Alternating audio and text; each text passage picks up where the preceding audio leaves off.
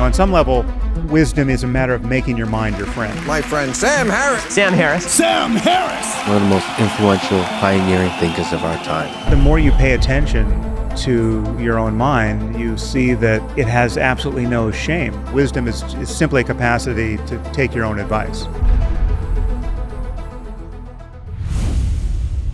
Sam Harris, welcome to the show. Thank you. Great to meet you finally.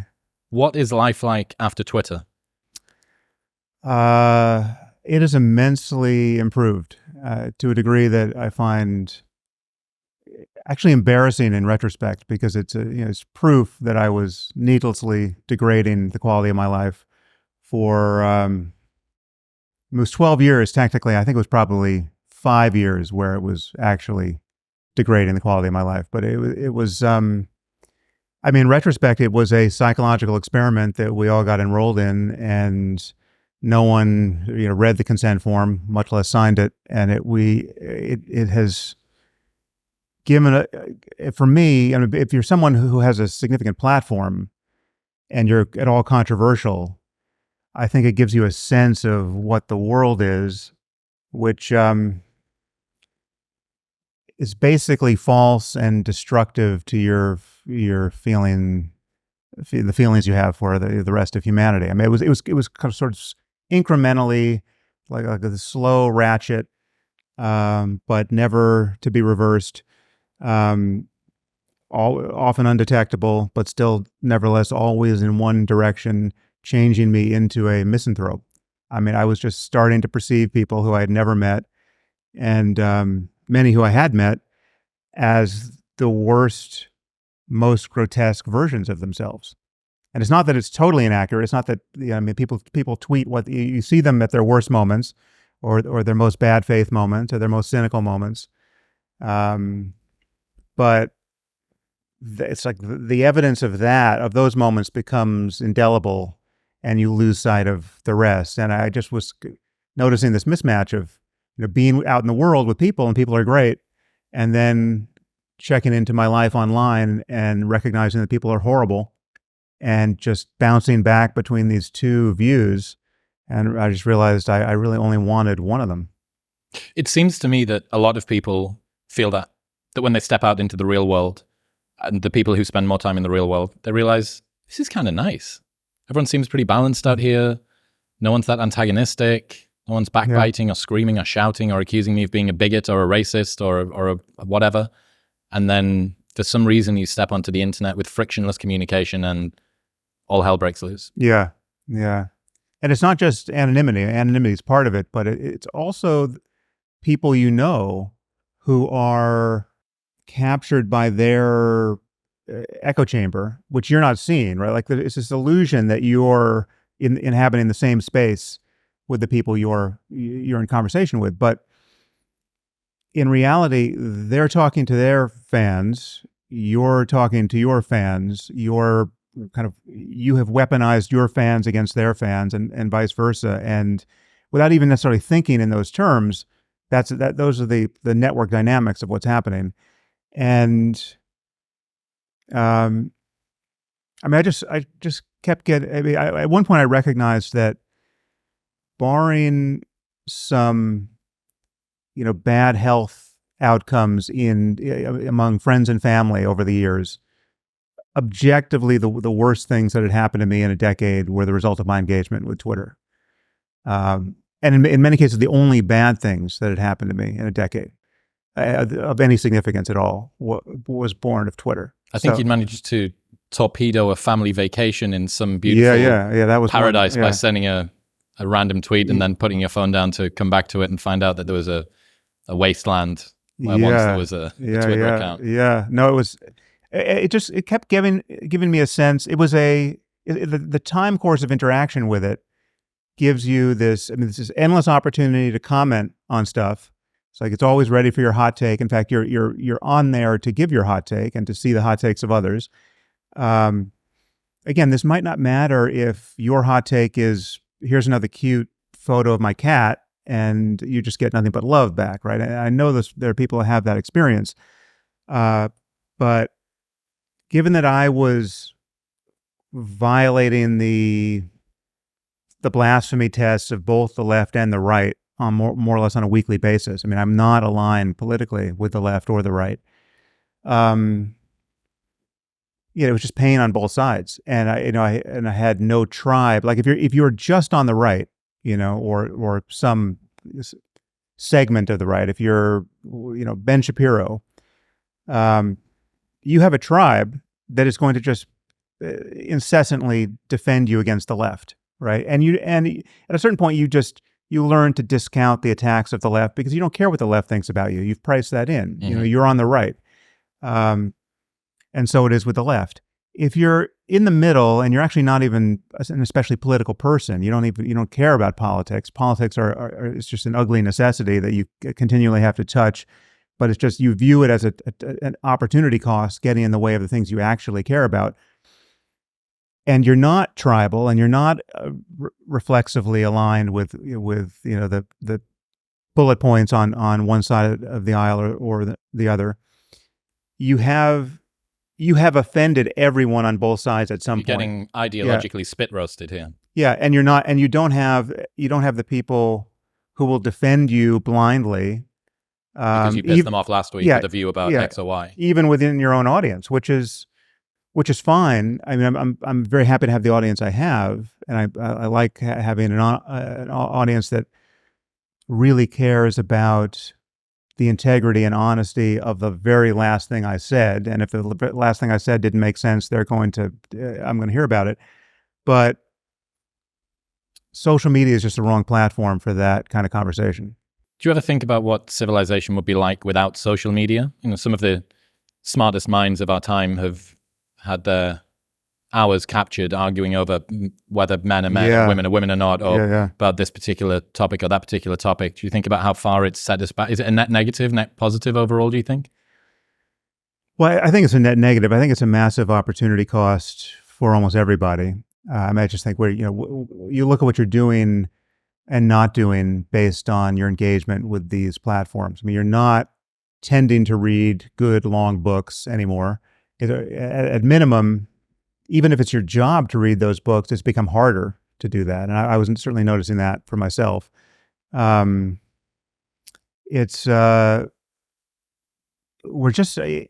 has served to fragment our attention and our lives in ways that just can't be good. Even if your diet of information is almost entirely positive, there's this fragmentation effect. It's like I notice young people now who appear almost neurologically incapable of watching a great movie from beginning to end without interruption. You know what's cool? If you Google the number of cuts in the first Fast and Furious movie compared with the number of cuts in the 10th Fast and Furious movie, pace.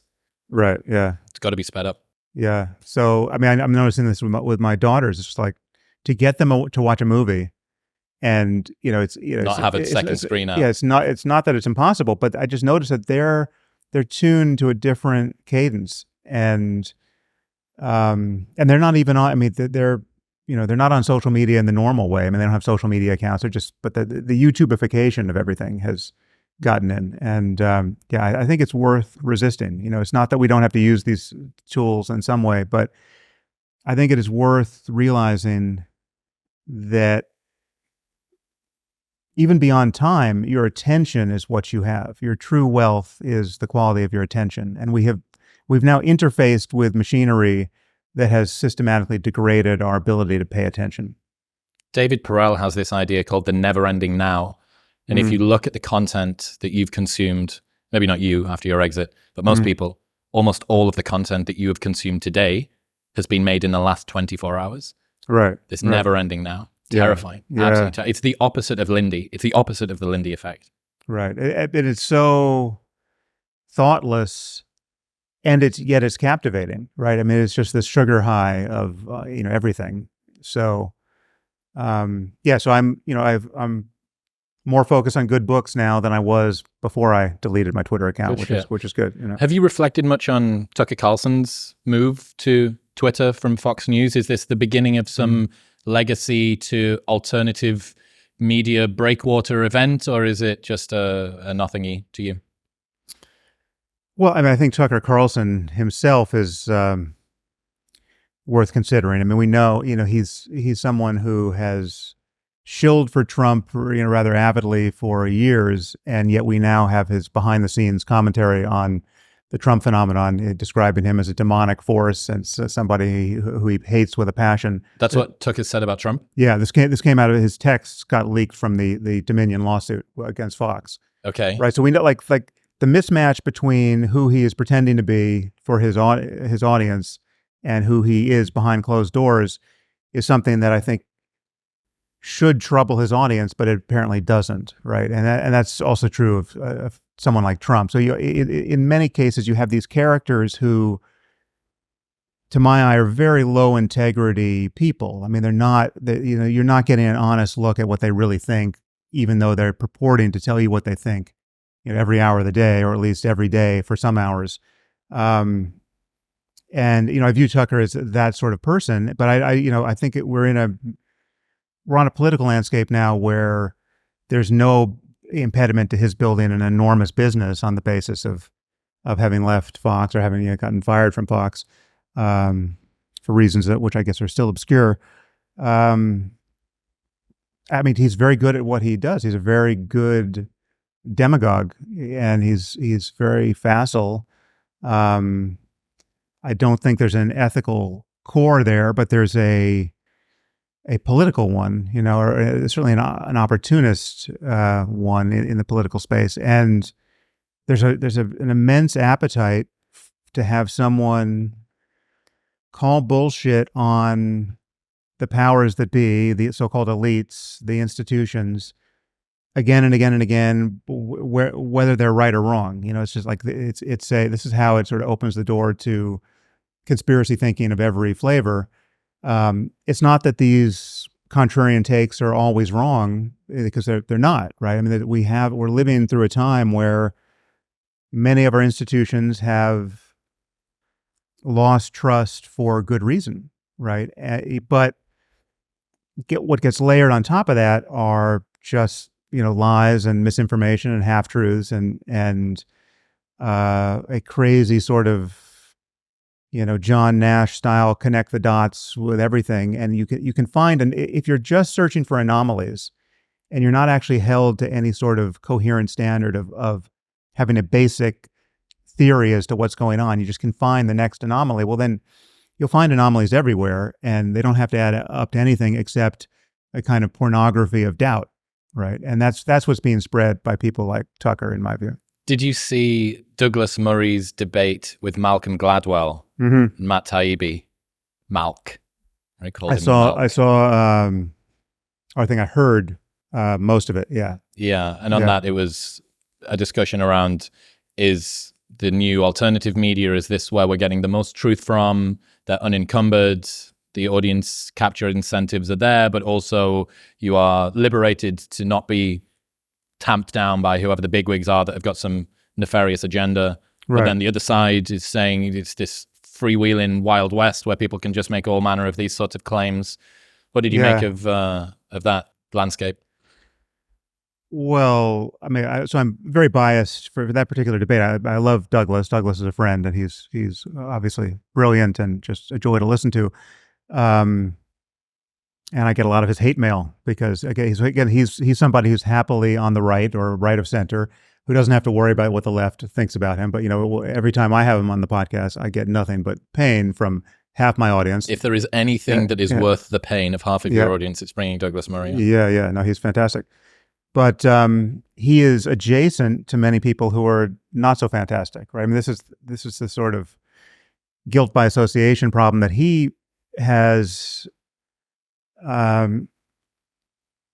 navigated in a way which I don't know if it's successful. I mean, he's I think sleeps soundly at night given what he's done. But the truth is, he's shared stages with people who I wouldn't want to be on stage with, and I don't think it was good for him to be on a stage with the person. And half of the reason why I would get hate mail about having Douglas on would be because he shared the stage with those people. And yet he's completely correct in recognizing how hopeless it is to do a full moral inventory of everyone you might be forced to shake hands with, and to decide in advance whether it's worth shaking their hands or having a conversation with them. So yeah, I mean, it is the Wild West, and you just have to do your best and just be honest whenever you're in front of the microphone. It feels to me like that guilt by association thing seems to have slowed at least a little bit. Piers Morgan put out a video recently about we're at peak woke. I wouldn't agree. I think I can't remember whether it was Matt Taibbi or somebody else in the summer of 2020 said that was peak woke. Mm-hmm. The most inflammatory, over the top, any slight indiscretion is worth being smashed in the face for. Right. I wouldn't agree that that's the case now. And it seems to me like there is at least a little bit more reason beginning to seep back into that discourse. I hope so. I feel like it seems to be the case for me, except I don't know if it's just an optical illusion because I'm no longer on Twitter and I no longer care. Right. Like, so I just don't, I used, there's certain kinds of attacks which a few years ago I might have taken seriously for 15 minutes. And now they just. Or an entire holiday in Hawaii. Yeah. But now they just bounce off, or I don't even see them. Right. So, and that may be a good thing. I mean, certainly it's a nicer way of being in the world, but it could be a version of something like digital leprosy, right? Where you're like, the lepers lose their digits because they don't sense pain anymore, and you walk by a table and you whack your fingers on it and you don't notice that you're bleeding. I think in the worst cases in the developing world, literally, rats can come gnaw on you while you're sleeping and you don't feel that either. So it could be that I have a digital version of that, which is just that I'm not noticing how my reputation is eroding in ways that I actually would care about if I could notice it, but I can no longer sense it because I'm in my own silo. But the truth is I just don't care about certain kinds of attacks anymore. And so, yeah, I have the perception you have that the pendulum has swung back. People are rolling, even people who would otherwise have been taken in by wokeness a few years ago, roll their eyes in private and increasingly in public over certain kinds of ad hominem or bad faith arguments. But so back to this point with Douglas, I mean, I just so my bias was his side carried that debate spectacularly well.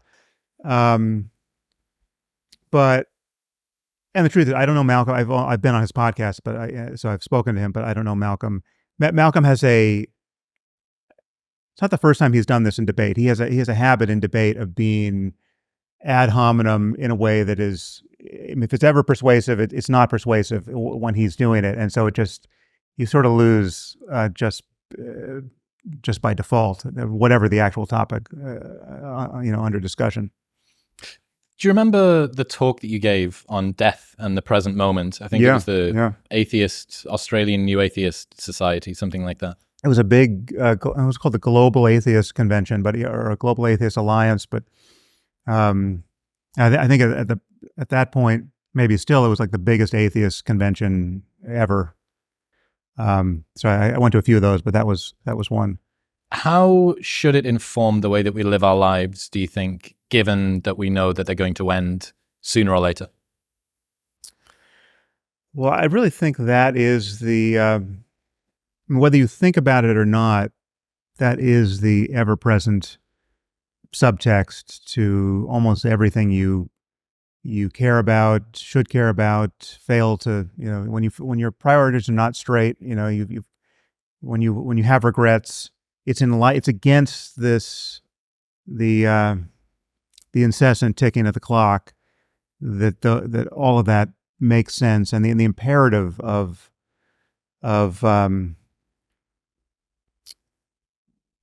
the incremental loss of this non-renewable resource. It's like it's the one thing you don't get back. I mean, as I said, I think even more than time, attention is the real cash value of time. But because we know that you can safeguard your time and squander it, right? So it's like and we know you can find real joy, surprising joy and equanimity and even transcendent experience in the midst of experiences that you wouldn't otherwise think were optimal, right? You can be in a shitty situation where nothing has really gone the way you expected and still be radiantly happy, right? I mean, it really is a matter of what you're doing with your attention and the kind of mind you have. But the fact is that everything is changing at every moment, and there's no real stability, right? There's no final stage of control over experience. Every goal you attain becomes a memory the moment you attain it, right? And then you're just left to think about it, right? And then the question is, what are you going to do next? And we have this perpetual challenge of figuring out what to do next. I mean, morally, intellectually, as a matter of just trying to safeguard our own sense of well-being. And you never arrive, and it's because of the nature of impermanence that you never do. I mean, everything is in fact a mirage if you think that your satisfaction is going to be a matter of finally putting all of the most important features of your life in the correct place, right? Like you finally have the job you want, the relationship you want, the house you want. You're fit, you're healthy, you're like you've executed on the perfect to-do list and you finally arrived. Well, at a minimum, you're going to notice that all of that has to be maintained at great energy, right? Entropy is such that, you can't stay fit, you can't stay healthy, you can't stay rich, your relationship's not going to maintain itself. And what's more, most people's minds are out of control anyway, right? And they're not satisfied anyway, even having everything. The moment you have everything, your sense of what you want, I mean, you just move the goalposts, or they got moved for you by some hand that you could never see. And so like you take all of this for granted, and now you want other things, and you want them just as much as you wanted the last things. So there's something about the passage of time that, as you pay attention to it, I mean, as you get older, this is relevant. But I mean, some people manage to get quite old without getting especially wise. But other things can happen. Even when you're young, you can lose people close to you, or you can suffer some profound career setback, or something can happen where you recognize, okay, there's a false premise here. There are many bright, shiny objects I've been focused on because they've been, captivating for cultural and psychological reasons that I never inspected and never really agreed to, but that's just where my attention went. And there's this deeper principle, which is the effort to become happy never fully fulfills itself, right? Because it's the becoming part contains its own dissatisfaction, right? Like at a certain level, you have to figure out how you can be happy with whatever is already the case, like to want what you already have. And then from that place, move into the next moment, looking to do creative, beautiful, fun things. But your happiness is not contingent upon those things working out in any particular way, right? You realize that you're just, at some level, you have to be process-oriented rather than goal-oriented, because ultimately there is only the process, right? And the goals are so, the achievement of the goals is such a punctate experience. It's so brief. It's just it's an idea. Before it happens, it's an idea. The moment it happens, it's some burst of sensory experience, and then it's an idea again. It's a memory, and you're talking about the thing you did yesterday.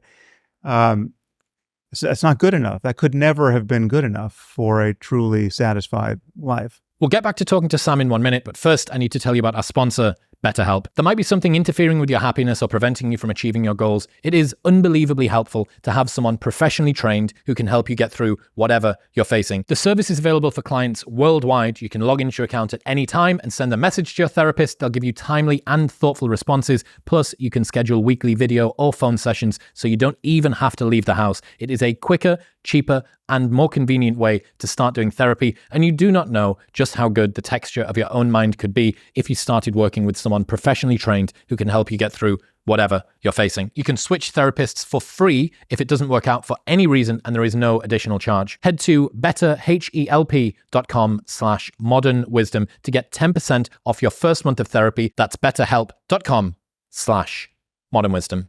Someone that you might not have been expecting to give you mindful wisdom that you might agree with, Andrew Tate, has a quote where he says, having things isn't fun, getting things is fun.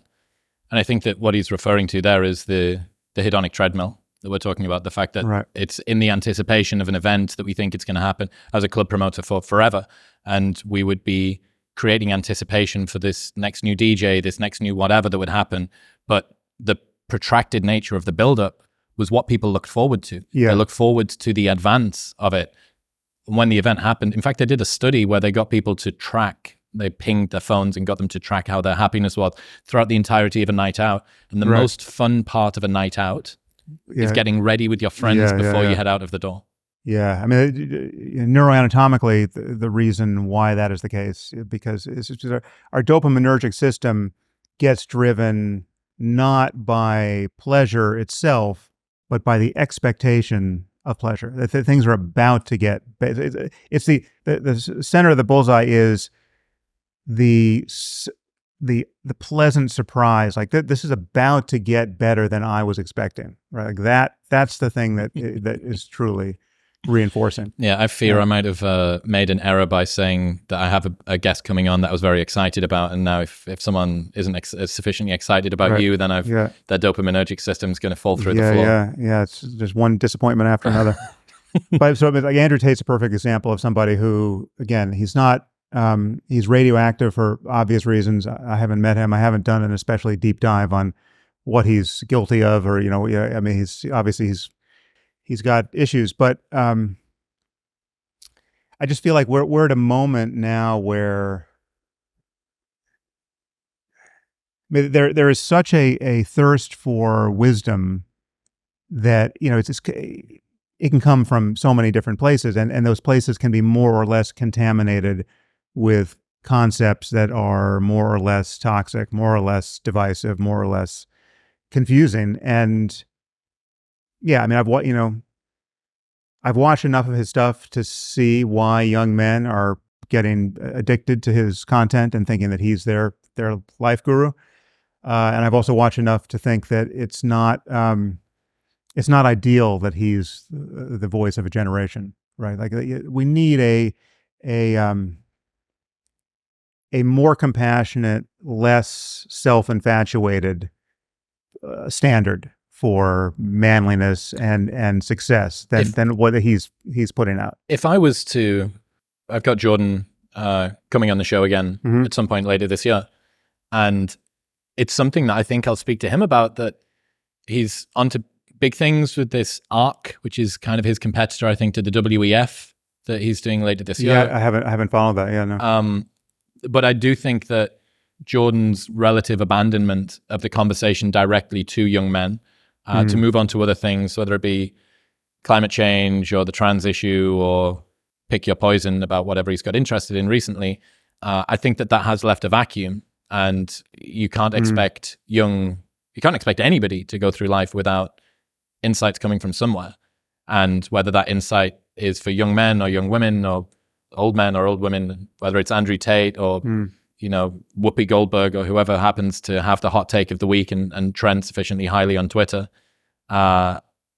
people are going to look for someone. They're going to look for answers. And in a world where we are chronically mismatched, our evolved psychology and the world that we find ourselves in has never really been further apart. People are going to find answers. And sometimes fluency is a really brilliant proxy for truthfulness or insight. And if you can say things with a sufficiently well-rounded, compelling delivery, regardless of who you are, whether it be Whoopi Goldberg or anybody else, people will say, that sounds true. It sounds fluent. I'm not sure if it's true. Yeah, except the thing that surprises me is that it should be more obvious than it is to more people that someone's an asshole. right? It's like that. Like it doesn't matter how fluent you are, you're only just declaring your assholery in more concise form, right? And so it's kind of a Trumpian moment. Like Trump is obviously an asshole. He's obviously a selfish person, but none of his fans care, right? He's not a compassionate person. He can't even pretend to care about people really, right? But his shamelessness around his selfishness has become a kind of superpower for a certain audience because he's conveying the message, I will never judge you because I'm incapable of judging myself, right? Like I'm not holding myself to any kind of standard apart from the gratification of my own desires. So, I'm in some sense I have a real integrity because I know I'm selfish. All those people who are pretending not to be selfish, who are pretending to be ethical and compassionate, to care about, the sub-Saharan Africa and education in developing countries. I mean, someone like Bill Gates, right? No, Bill Gates is somebody who can't get laid, and he's just going to microchip you with the next vaccine, right? Like this is going to be a great quote to export from this podcast. You're welcome, Twitter. That's the center of narrative and ethical gravity for these guys, right? I don't include Jordan there, but like Andrew Tate, Trump, there's like I've got a fucking Bugatti and you want one and I've got no apologies, right? I've got no fucks to give. I know you want to be like me, and if you're not good enough to be like me, I'll sleep with your girlfriend, right? Like that's not an ethically wise person on any fucking level, even if he can string together a few sentences that seem actionable and useful to get you to clean your room and get in shape and meet a girl, right?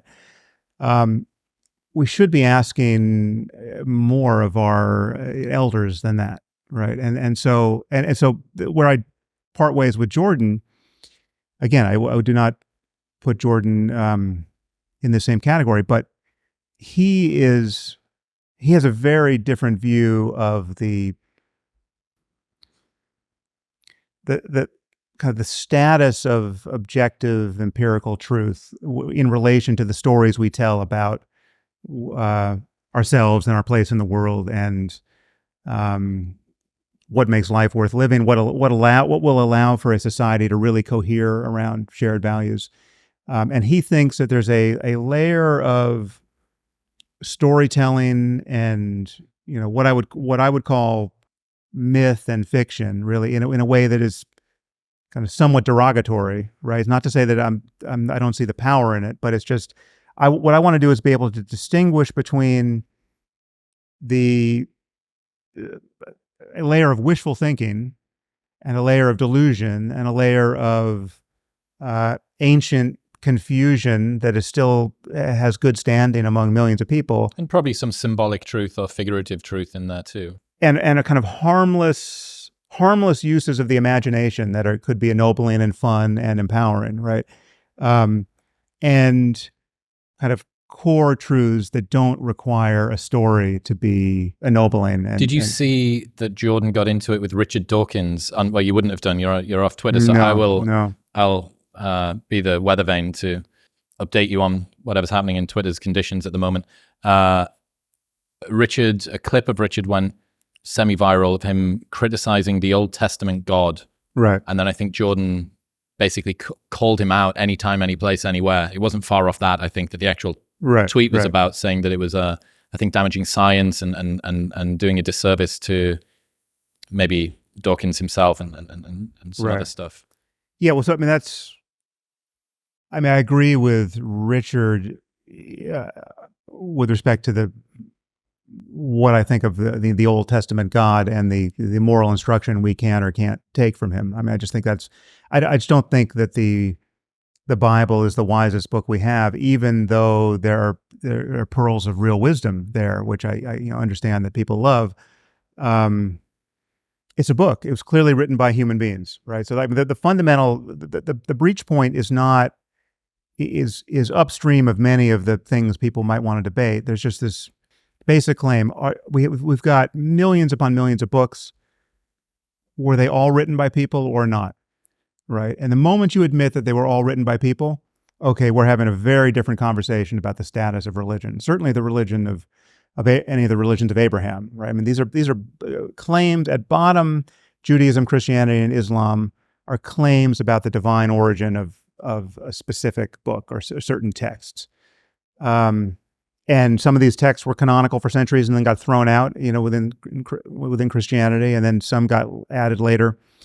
So the process of cobbling together these scriptures was all too human. We know way too much about it. If we knew more about it, it would look much more like Joseph Smith and the Book of Mormon, and it would look like the South Park episode that Mormonism in fact looks like, right? And you drag it further into the present, and it looks like Scientology, right? And then you're just staring at L. Ron Hubbard's driver's license, and it's just, okay, this goofy guy with bad teeth sold all these people on a story about the stars that was just obviously bullshit and it should have been obvious to them. Now, again, that's not to say that there isn't real wisdom in all of these streams of information. I mean, even Scientology. But the basic claim, and I think Richard would agree with this, is that you don't have to believe anything on insufficient evidence to extract all the wisdom that is to be found in the world's literature and in the conversations with people in the present and conversations with the dead by reading their books. In other news, this episode is brought to you by 8 Sleep. 8 Sleep's pod cover is keeping me alive in the middle of summer in Austin, Texas at the moment. Good sleep is the ultimate game changer, and being too hot or too cold is a guaranteed way to ruin your night's sleep. The pod cover from 8 Sleep will actively cool and heat each different side of the bed based on yours and your partner's sleep stages. It is a complete game changer, and if you're waking up in the morning feeling groggy and not sufficiently rested, it is quite likely that temperature is the culprit, and all of this is fixed with the pod cover from 8 Sleep. It slips over the top of your existing mattress just like a mattress topper, but gives you all of the biometric scanning. It'll tell you how long you were asleep for, your resting heart rate, your HRV, everything, literally from a mattress topper. Head to 8sleep.com/modernwisdom or follow the link in the show notes below for $150 off, plus they ship internationally. That's EIGHT sleep.com/modernwisdom.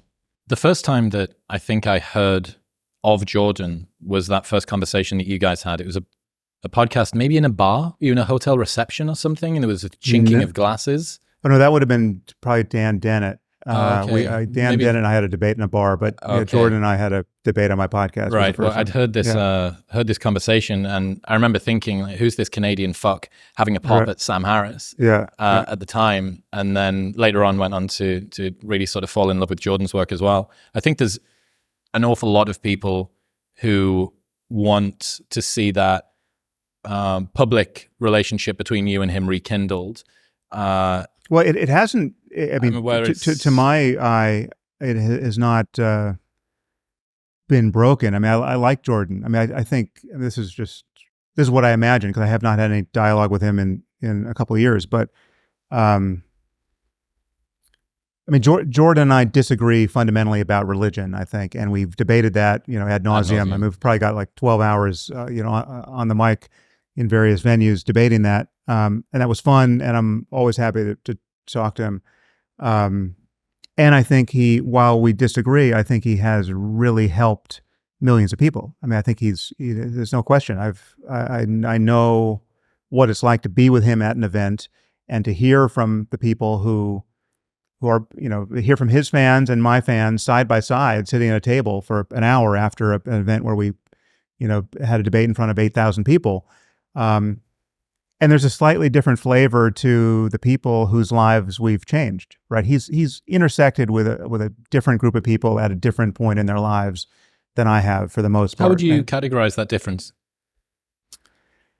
Well, I mean, to a significant degree, it's people moving in two opposite directions. I mean, like they're the people who were stuck with a religious worldview, literally in many cases, traumatized by a fear of hell that had been inculcated into them by their religious parents, but were enamored enough of Enlightenment values and secular rationality and science so as to have the spell break to some significant degree, and they needed some language to to help kind of midwife their delivery into the clear light of reason, right? And they also needed, so, and this is where Richard and I have had different jobs. I mean, Richard is just critiquing religion and counterposing it with all that's wonderful about science, right? And so for him, the spiritual attitude that is on offer once you leave religion behind and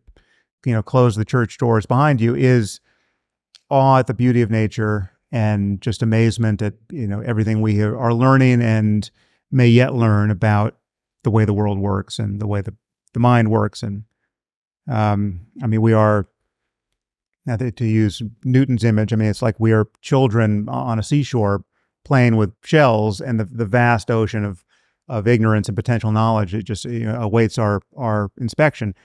For me, that's not good enough, right? What I mean by spirituality has in fact nothing to do with the amazement that you feel when you look up at the Milky Way, right? It's like that's great, but that's just not the real opportunity on offer, and that's not what's going to prepare us to die, and that's not what's going to really console you at 4 a.m. when you wake up feeling bad about your life and not sure how you can be happy in this world, right?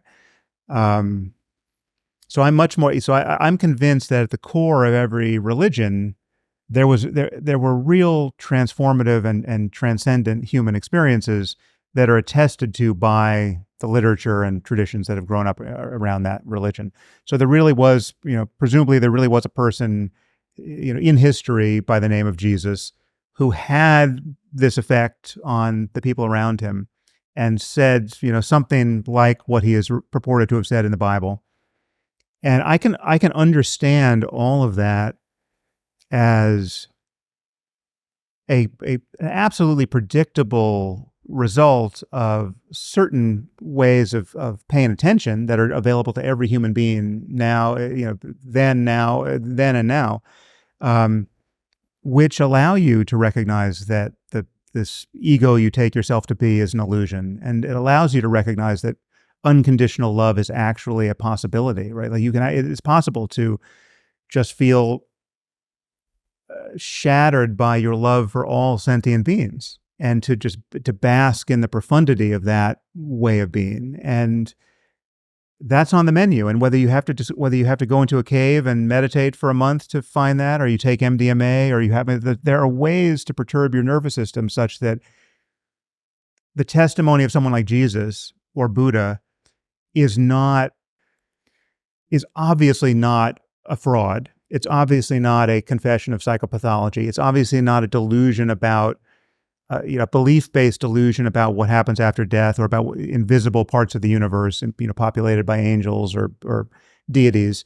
You don't have to believe in anything unempirical in order to experience that range of positive experience.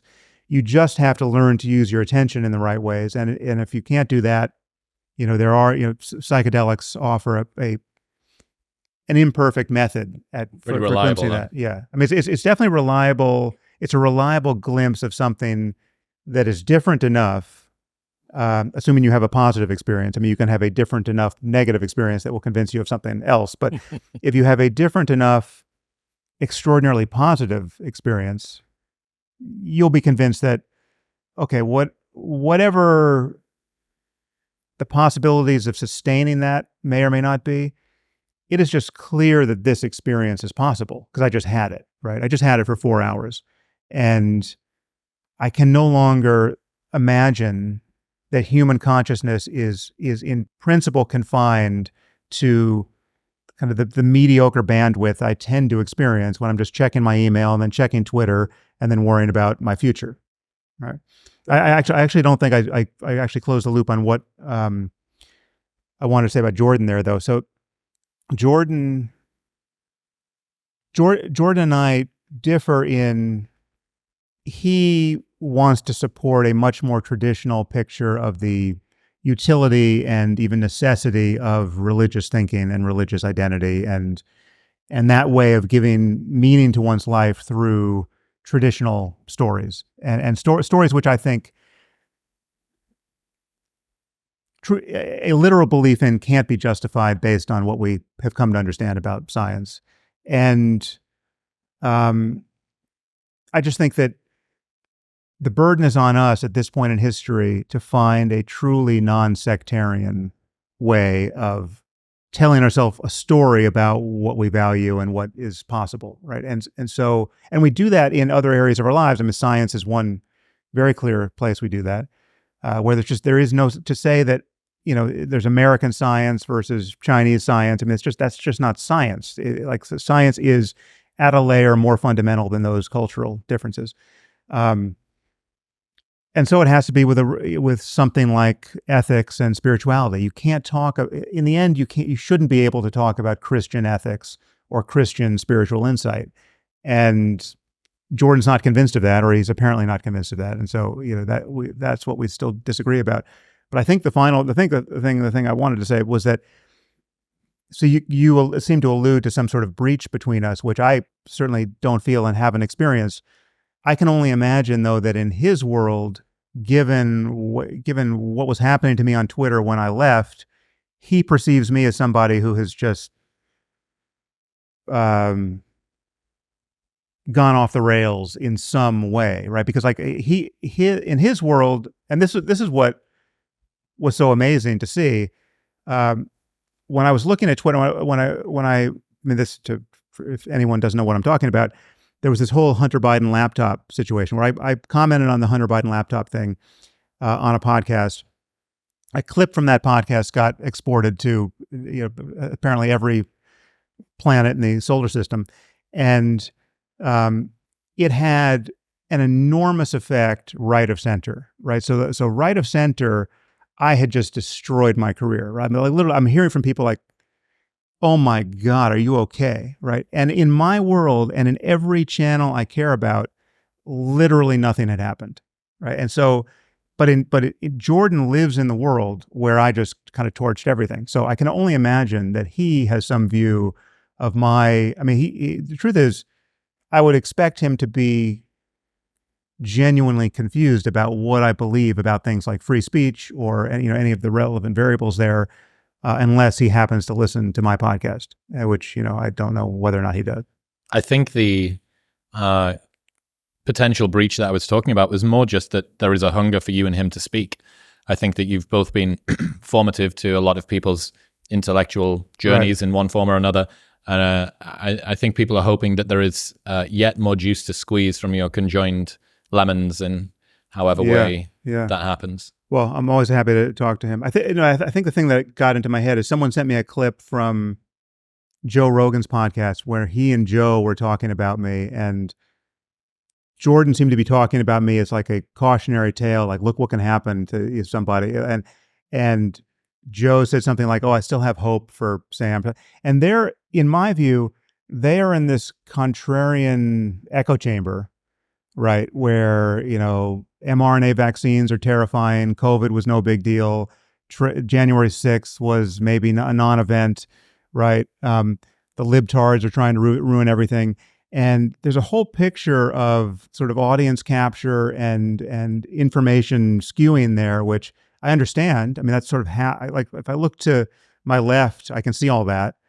But if you're only there, there's just a lot of half-truths, kind of ricocheting around that echo chamber, which, I'm happy to talk to both those guys, but it's just, they're not in the lane I'm in and trying to maintain, despite the crosswinds, I'm trying to maintain a straight course in. That's only half the story, right? So it's and I just think people are genuinely confused now because two things are true. We have lost trust in the normal channels of information and normal institutions post-COVID, during COVID and post-COVID, for obvious reasons. But we desperately need institutions and a media that we can trust, right? And we're not going to navigate this moment by just proliferating podcasts and newsletters, right? It's just not good enough. Much as we might try. Yeah. So that's a seeming paradox because yes, you can point to the moments where our institutions have become untrustworthy. But RFK Jr. is not the Messiah we need at this moment. Right? Why do you think he's so hot at the moment? What is it about RFK? Well, it's exactly it. He is speaking very directly to this contrarian echo chamber, contrarian / conspiracy thinking, conspiracy addled echo chamber, where the non-standard version of everything is almost certainly the right account, right? So no one can be trusted. All you really can. It is a kind of it's a kind of religion of suspicion that is being born. It's like it's a pseudo awakening of they're all fucking liars, right? Like that's what happened to so many millions of people during COVID. They're all liars. I mean, you just got Gavin Newsom closing the beaches, and then he's over at French Laundry, perfectly coiffed at a fundraiser.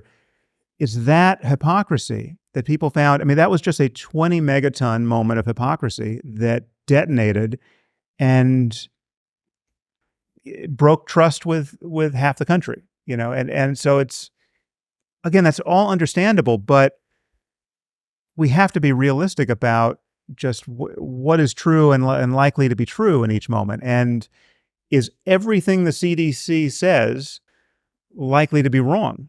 Right? Like, is that really is that what we want to default to? You can't trust the CDC about anything? Is that how you really want to be a consumer of medicine?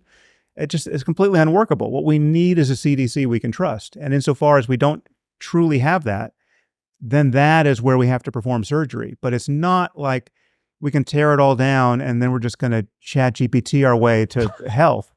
It's not going to happen. We'll get back to talking to Sam in 1 minute, but first I need to tell you about Element. Element is the way that I have started my day every single morning for over 3 years now. It is the best hydration drink that I've ever found. There's no gluten, no fillers, no artificial junk, or any other BS. It tastes phenomenal. Their orange salt flavor is absolutely outstanding. It'll help to regulate your appetite. It'll curb cravings. It'll improve brain function. And it means that you don't need to have a coffee first thing in the morning. Your adenosine system that caffeine acts on isn't even active for the first 90 minutes of the day, but salt acts on your adrenal system, and Element contains a science-backed electrolyte ratio of sodium, potassium, and magnesium. They also have a no BS, no questions asked refund policy where you can buy it 100% risk-free. And if you do not like it for any reason, they'll give you your money back and you don't even need to return the box. Head to drinklmnt.com/modernwisdom to get a free sample pack of all 8 flavors with your first box. That's drinklmnt.com/modernwisdom. How far do you think RFK gets in this political race? Well, if I'm hopeful that if he keeps expounding upon how, COVID was targeted to avoid Ashkenazi Jews and Chinese people. And I mean, it's like, if you give him a mic enough, he will put his foot, he'll put both feet in his mouth and in your mouth and in any mouth that's available. I mean, but again, it's not that he's wrong about everything. It's harder than that, right? He is right about many things. And the fact that people love what he's saying is totally understandable. It's just not, half-truths are harder to deal with, and or statements which are riddled with truths, but the general shape of them is wrong and aiming in the wrong direction. Like that is it's hard for people to parse that stuff. And it's especially hard when occasionally the conspiracy theory turns out to be true or very likely to be true. It's like if you're a person who has an appetite for every conspiracy theory, right? So JFK couldn't have been a single shooter, and you've just bought every one since then.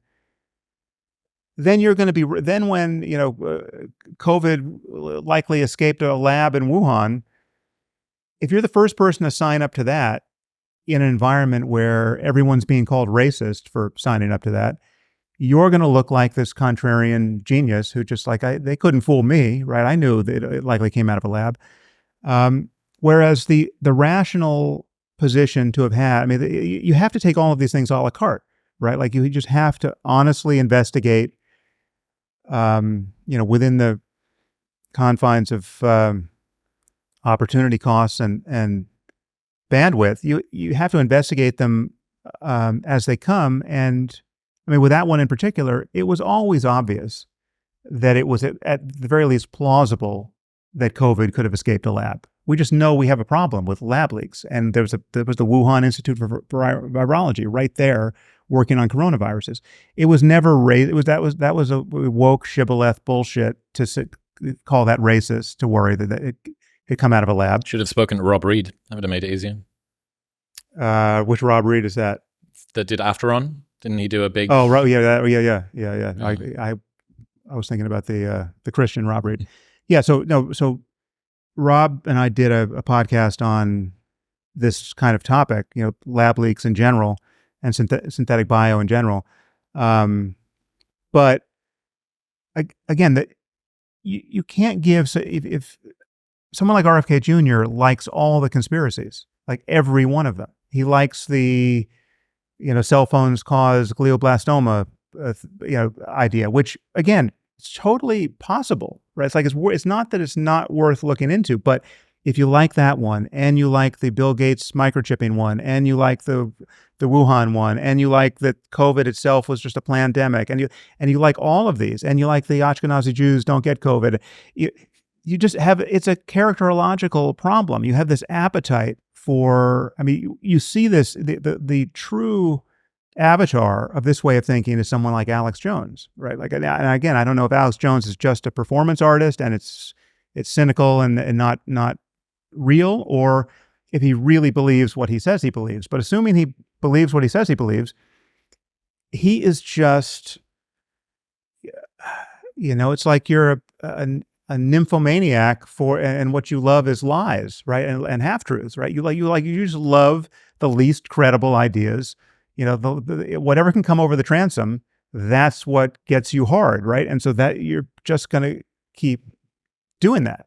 And it's a disorder, right? But it's, if it's true that certain frogs are getting turned gay, right? And you're the first one talking about that. Well, he was right about those frogs, so he must be right about everything. You're going to find an audience. And what's so perverse about our current environment online is that there is no real evolutionary pressure anymore, because everything can succeed. There's just you can always just find another corner of the internet and another echo chamber, and just this part of 4chan, and if 4chan isn't good enough for you, it can be over at 8chan, right? It's like you can find this little hellhole where you're going to find a requisite number of people to monetize ultimately are willing to hear and talk about anything.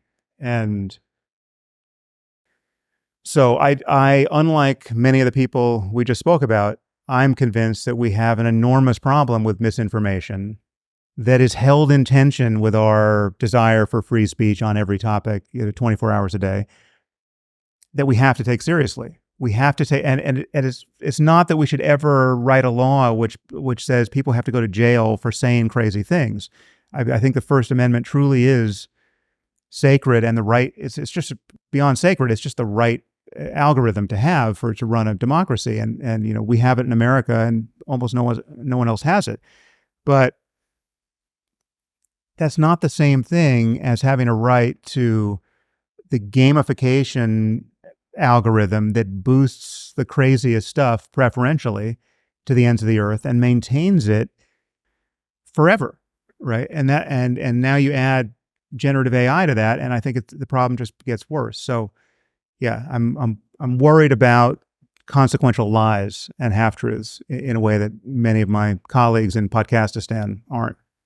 Getting back to something which is less contentious, perhaps, death, and the fact that we maybe should spend more time thinking about it, or at least be a little bit more aware of it.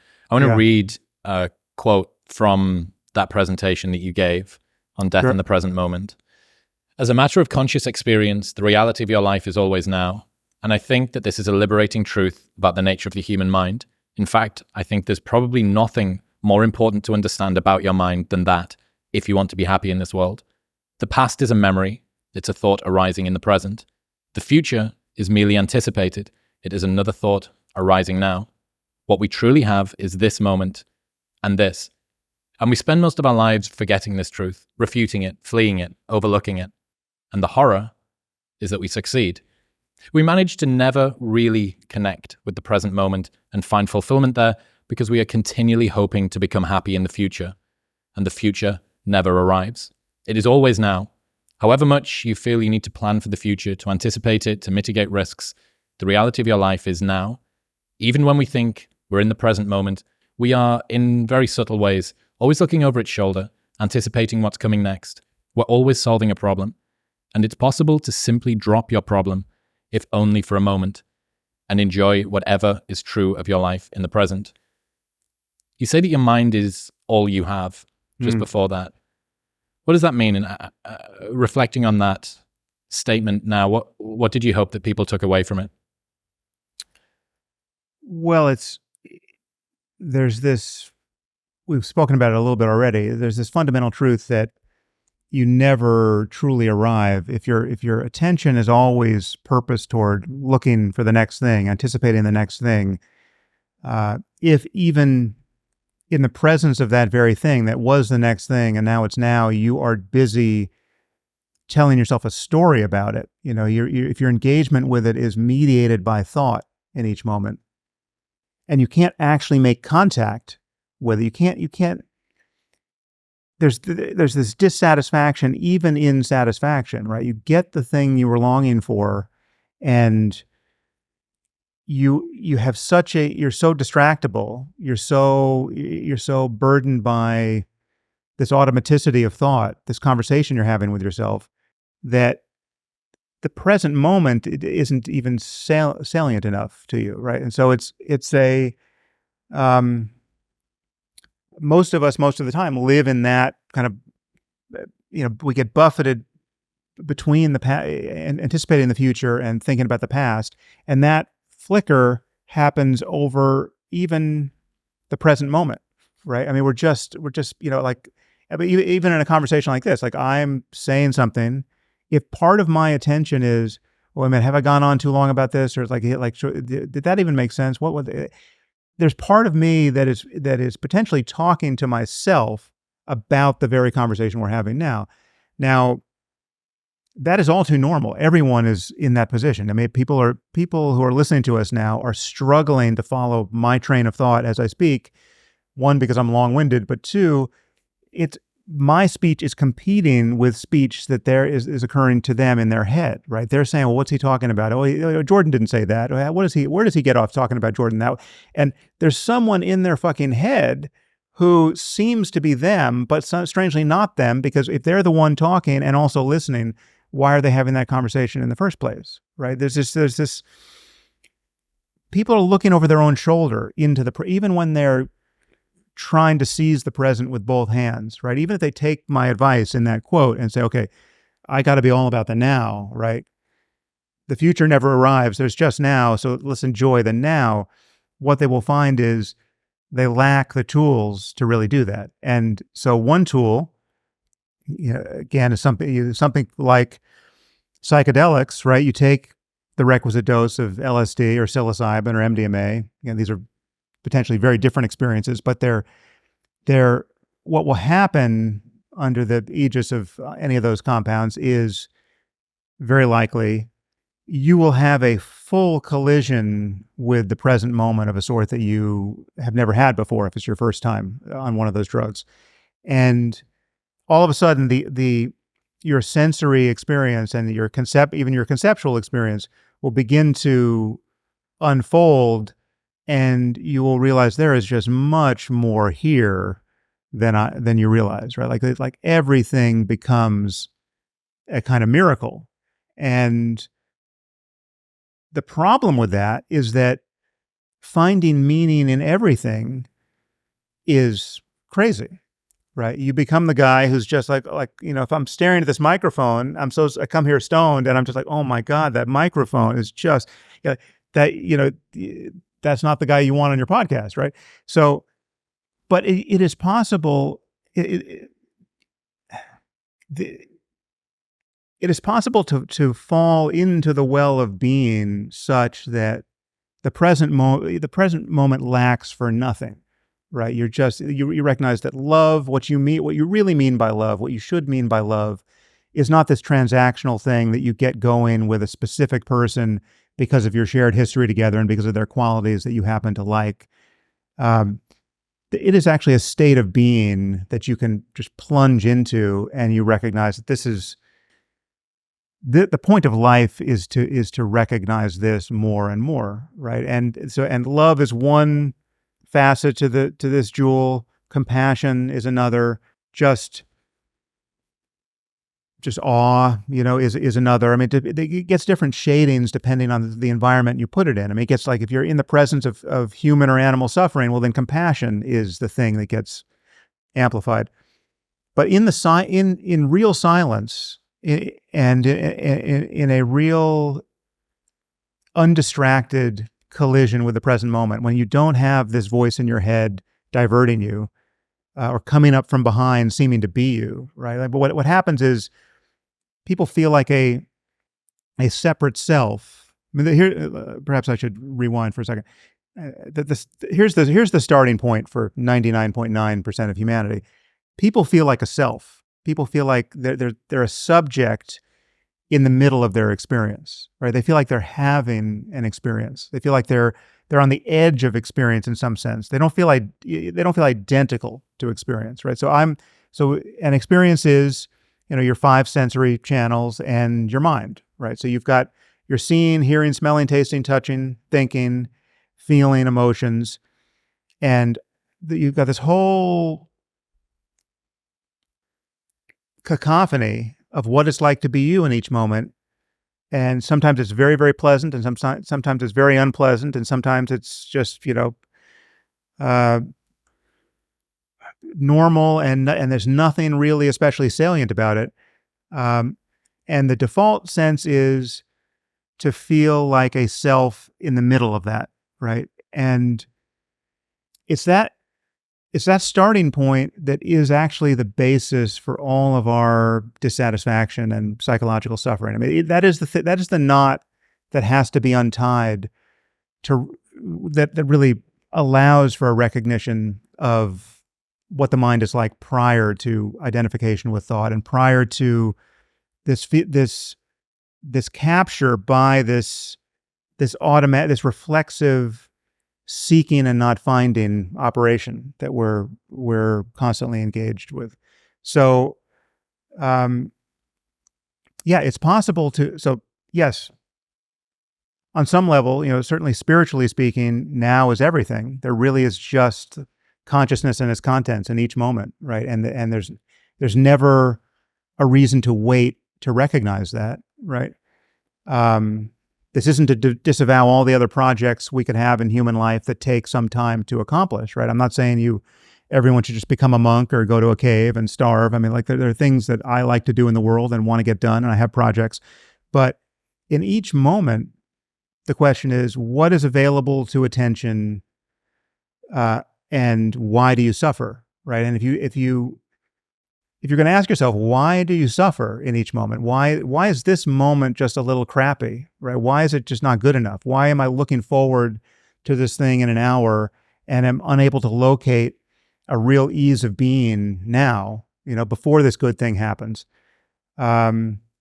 before this uncertainty gets resolved, right? Before I hear from the doctor that I don't have the thing that I'm worried about.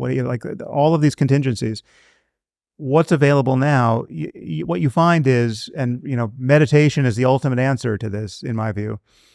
You find is this on the part of virtually everyone, this basic incapacity to break the spell of identification with thought and just rest attention as consciousness in the present moment. And meditation is simply the act of doing that, ultimately. I mean, there are many techniques that can seem like something other in the beginning, but ultimately, if it works, meditation is the ability to look at this thing you thought was your ego, that you thought was yourself, that you thought was the homunculus that was in the middle of your experience, and not find it in a way that actually relieves you of the problem of egocentricity for that moment, right? And it might only last, in the beginning, it might only last a moment, right? And then you'll be lost in thought again. But the question is, once you learn to meditate, the question is always, what do you do next? And if you don't know how to meditate, well, you're just going to helplessly be thinking that thought, and you'll think it for as long as you'll think it, and it'll make you angry or sad or regretful or whatever, depending on its contents. And then you'll try to have to figure out how to rearrange your life on the basis of that thought, so as to not be angry or sad or regretful. But once you know how to meditate, you can recognize thoughts as thoughts, and they just arise and disappear in this wider space of awareness, and you locate your well-being in that space as that space. But if all of that sounds like religious gibberish that is totally uninteresting, and it would have seemed that way to me when I was 18, the only thing for a hard-headed skeptic much of the time is an experience that snaps you out of your egocentric illusions for some period of time. And so for me, Peru, go to Peru, or which I haven't done. I haven't done ayahuasca, but for me, psychedelics were they were indispensable, because I was someone, had you confronted me as an undergraduate in college with whatever I just said, I would have, even if I had been convinced to try meditating for an hour, I wouldn't have had the aptitude for it such that I would have immediately noticed there was a there. I would have bounced off. I would have got the sense that it didn't work for me. Like most people, someone like Richard Dawkins is a perfect example. It's like I ambushed him on my podcast with 5 minutes of meditation, and I thought you were going to say spiked the drink with Richard. I told psilocybin. I told Richard he should do psychedelics, but most people who are and this is especially true of hard-headed rationalist, skeptic, scientist types. They're so enamored of thought. Thought is the only appendage they have ever found by which to interface with reality, such that they can't imagine a mind prior to thought. They can't imagine a non-conceptual engagement with reality that reveals anything. It sounds like it sounds like brain damage, right? Like, my concepts are great. Like, you should have concepts as good as my concepts, right? What are you going to hit me on the head with a hammer? Yeah, then I'll have fewer concepts, right? But so when you point them inward, when you say, okay, just notice that, like, just try to focus on your breath for 10 seconds and notice how hard that is. Notice what happens. Notice that you get carried away by something that you are not authoring, right? Like, did you decide to get distracted about what's going to happen for lunch when I just told you to pay attention to your breath, and you were on it for 2 seconds, and now you're thinking about lunch? Like, is that at all interesting to you, that that's the hardest thing in the world, to just pay attention to anything? Some people find that interesting. Some people find that there's a sort of an intimation of a path there. Like, okay, maybe there's something to discover here that could provide some relief to something that is in fact ailing me. But for many people, not. And then if you give those people some psychedelic experience, many of them recognize, oh, okay, there is a there. I don't know if this one is optimal. This is just different, but it's so different, and some of it is so pleasant, and some of it is so undermining of the bullshit that I generally find so captivating, that this is a counterpoint to how I've been living my life, right? And so I need more tools, and that's how many of us have got into meditation. What is the role of feeling in this, whatever term you want to call it, the embodiment of emotions, the tapping into some sort of intuition? Because I resonate a lot with the cerebral horsepower model, relying on whatever it is cognitively that I've got that I can deploy on the thing that's in front of me. And I take a lot of pride in that. And right. I think a lot of people do. A lot of the people that will be listening to this podcast, listen to your podcast, will feel the same. We take pride in our ability to wrangle the chaos of the world into some sort of order by thinking through things and taking concepts from different disparate areas and bringing them together and going, wow, that's really satisfying. I now understand the way that these two things could result in this third thing, and that third thing has... But it does, to me, in some ways, feel a little like a prison, and it's almost a prison of your own making, and it's one that you're proud of. You stand there with this gilded prison wall, and everything's coated in the toilet's fucking gold, and the floor's gold, and there's an open sky and all this stuff. What's the role of allowing some sort of embodiment or emotion or feeling to come back into this, to allow the cerebral stuff to slip away, but not to just be completely blank, to be able to hear what you're sort of truly feeling in the moment? Yeah, well, it meditation. I mean, so the kind of meditation I recommend is generally called mindfulness, and it's initially it seems like a technique, and it's taught as a technique, but ultimately it's not a technique. It's not something you're doing more of. You're actually doing less of something, which is you're simply not being distracted by thought. And so when you have a feeling, when you feel joy or you feel sadness, mindfulness is, it's often thought of, especially when you're talking about negative feelings that people classically want to get rid of or diminish, like anxiety, right? It's often thought that mindfulness is a way of getting rid of those feelings, right? And ultimately it is, but it's not a way of getting rid of them born of an unwillingness to feel them, right? Like what you're doing when you're being mindful of an emotion is you're feeling it entirely. You're feeling it deeply. You're letting yourself become incandescent with that feeling. You're just not thinking about it anymore. And it's not that you're blocking thoughts. You're just noticing thoughts themselves arise along with the feeling, but you're noticing them from the point of view of this prior condition of awareness that can just see thoughts as thoughts, right? The default case is to not know that you're thinking, even if you could say that you know that you're thinking. In each moment, a thought is coming up from behind, and you just feel like it's you. And you're thinking about the thing that's making you angry, and that's making you angry. And so you're feeling anger, and then you're thinking about the thing that's making you angry. And that motherfucker, I can't believe, what was he thinking? And that's the voice in your head, and that feels like you, right? Like you have no perspective. Is that not you? No, it's no more than these sounds are you when you hear them. Right, like literally, it is like being asleep and dreaming. I mean, that's why many people. I've titled my book and my app "Waking Up," and this is an ancient analogy, which is all too literal. Breaking the spell of thought is very much like waking up from a dream when you just didn't know you were having. Like you're asleep and dreaming. Let's leave aside lucid dreams, which are a different case. The normal case is you're asleep and dreaming, and you have no idea what your situation is. You are convinced you're in a totally different situation than you in fact are. You're actually safely in your bed, and yet you think you're somewhere else. You're at a nightclub. You're at the office. You're at the doctor's.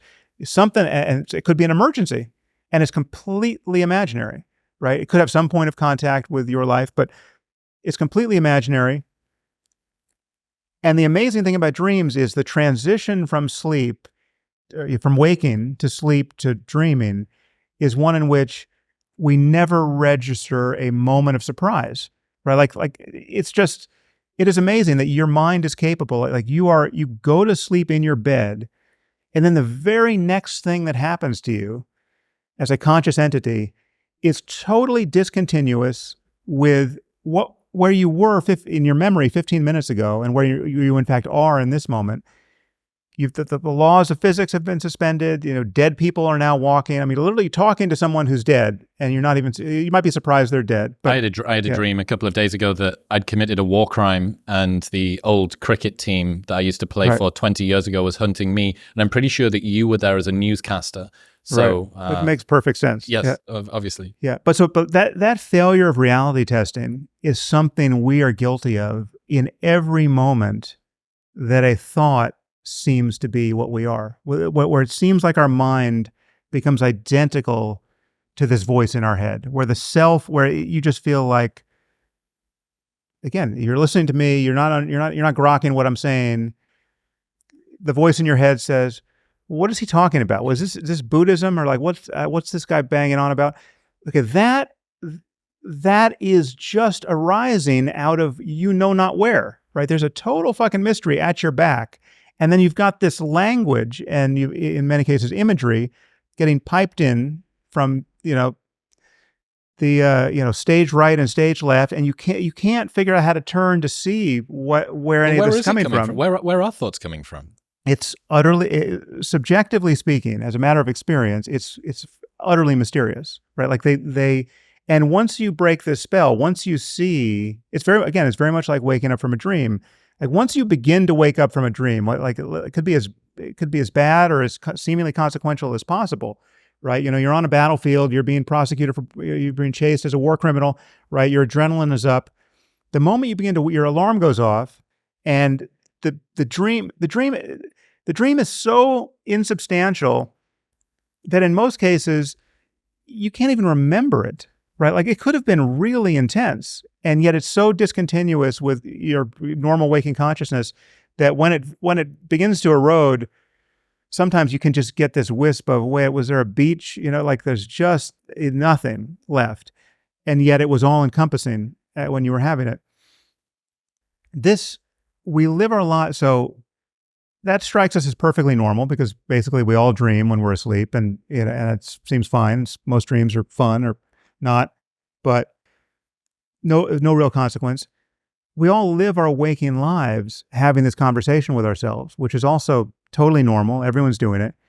And yet both of these conditions, being asleep and dreaming and not knowing it, and being and thinking every moment of the day and not really knowing it, and certainly not seeing any alternative to being identified with thought, both of them are a kind of psychosis. And they really are. It's like they're so close to what we recognize in the canonically crazy people as psychosis, right? And so your thought is only really different from psychosis in that you have the good sense to keep your mouth shut in public, right? Like if you were helplessly exteriorizing all of this conversation, just talking to someone who's not there, in the way that you're talking to someone who's not there in the silence of your own mind, you'd be the crazy person on the street who's talking to himself, right? It's not, and I'm not trivializing the tragedy of psychosis. I mean, there are other things going on there. There's, classic thought disorder where you find Alex Jones credible and you just, every conspiracy theory is in fact real. But we've all accepted a status quo of more or less constant distraction by this inner voice. And it's again, it's universally subscribed, but it's not what is also universally subscribed is frank unhappiness and dissatisfaction. And it is the basis for our unhappiness and dissatisfaction. Why is our inner voice so mean most of the time? If we spoke to friends or even strangers the way that we often speak to ourselves, we'd very quickly be on the receiving end of something that we probably didn't enjoy. Yeah. Why is it that we have this default, not everyone, but a lot of people, this default to converse with ourselves, if that's even the correct term, in a way which is horrible? Well, it can be very wise to notice that and to notice that very difference and to just leverage that as a way of changing your inner voice. I mean, so this is like, meditation is one thing. It's one remedy for what ails us, but there are other tools, and one tool is to just notice what you just noticed, is that you would never talk to your best friend the way that you talk to yourself, and you can learn to talk to yourself the way you would talk to your best friend, and then your mind is much more your friend. On some level, wisdom is a matter of making your mind your friend, right? And there are a few layers that can be addressed to do that, and one is the non-conceptual layer of what I'm calling meditation. Another is a conceptual layer of just noticing the character of this conversation and noticing how bizarre it is and contingent it is and how malleable it is ultimately. Like the moment you recognize that you don't have to change yourself as a person. Like you wouldn't talk to your friend this way. Like you're not this much of you're not this much of an asshole to your friend. You're not an asshole at all to your friend. Like when if your friend is going through the very thing you're going through and beating yourself up over, you know exactly what you would say. You would successfully say it. You're not an imposter. You wouldn't have to fake saying it. Like you would just like what would come out of you is a compassionate, like, let's just figure out how to improve the situation. Yeah, just like this is like there's regret is completely unhelpful. Like there's like the past is past. You know, you are a great competent person who's got all kinds of tools. Let's make the most of them. Let's just Meanwhile, you've got this despondent, horrible voice that you give yourself and a kick in the dick on the way out of the door. Yeah. I think I said it or wrote at some point that, to a first approximation, wisdom is simply a capacity to take your own advice, right? Like you effortlessly give that advice to others. If you could just give it and successfully receive it from yourself, you're basically Socrates. But as to why it has a negative character, I don't know that it does. I mean, I think some people don't have nearly the self-critical voice that's familiar to many of us, right? So I think there's probably something like a bell curve there where some people have a fairly happy and even somewhat happily delusional self-talk, and they're good company for themselves. You often talk about the tension between being and becoming. It kind of feels a little bit like there's something going on here.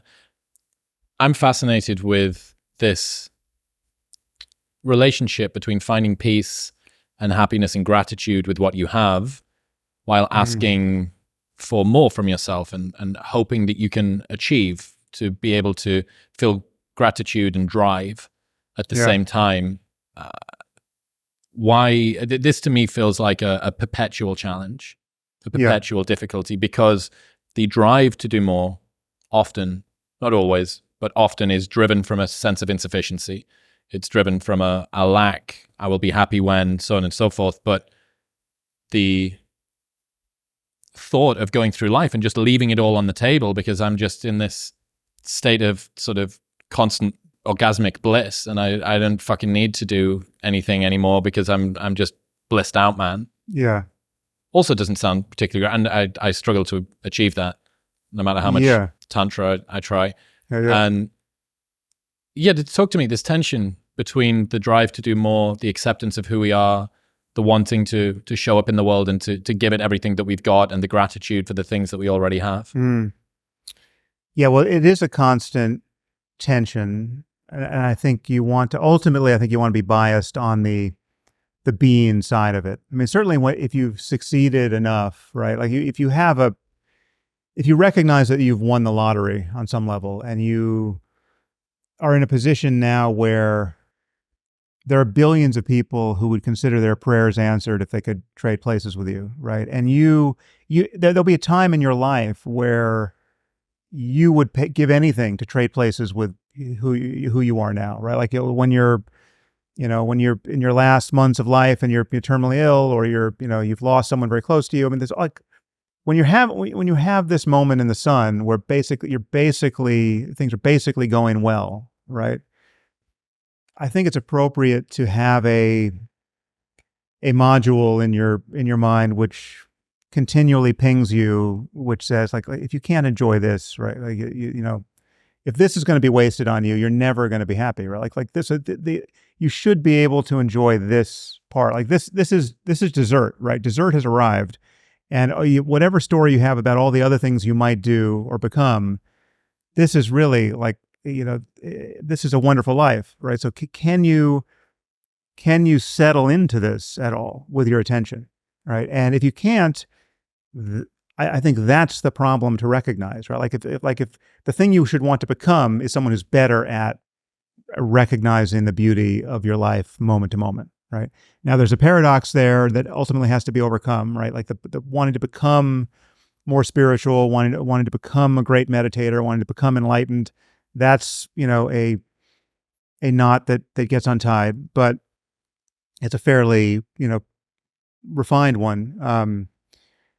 But it's just totally appropriate to recognize this mismatch between what is objectively true of your life by comparison to anything else that is on the menu, and the general mediocrity of your way of being. Just the feeling. I mean, and so this is again, this is doled out to you not in big chunks, but in moments, right? Like this is not like a grand plan. Like, okay, I got my calendar out. This month is going to be about X, and now I'm going to nail X, right?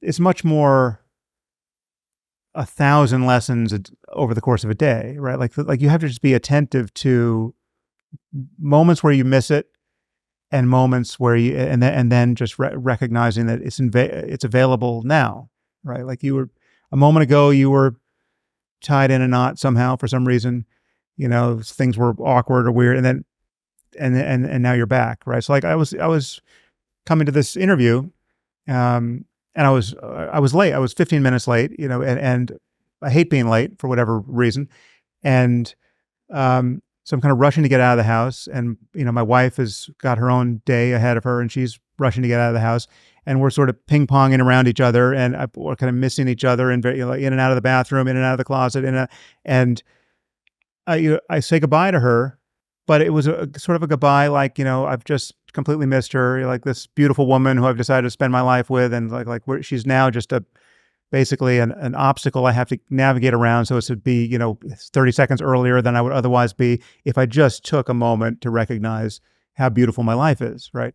So I missed her. And then at the penultimate moment, as I'm grabbing my keys, I'm like, oh, here she is, right? And so I just stop her, I give her a kiss, and then I leave, right? And it's just the difference between finding that moment and not is enormous, right? And it's like the area under the curve could still suck a lot. It's like in the beginning, you might only have 20 moments like that a day, right? But the difference between being someone who never gets it clearly, right, and it never truly punctuates his busyness and ambition and disappointment and everything, every other module that's been installed with just clear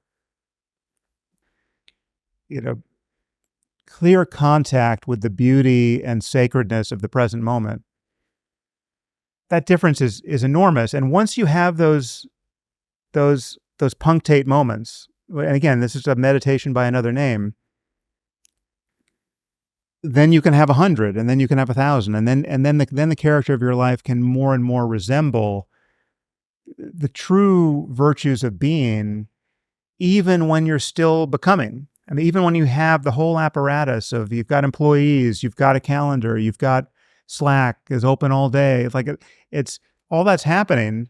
You can still be someone who's basically already happy, right? You're not leaning forward so much, and when you are leaning forward, part of you recognizes, okay, what's this about? Like you have a kind of mindfulness alarm that goes off when you're obviously expecting to become happy by the next thing, right?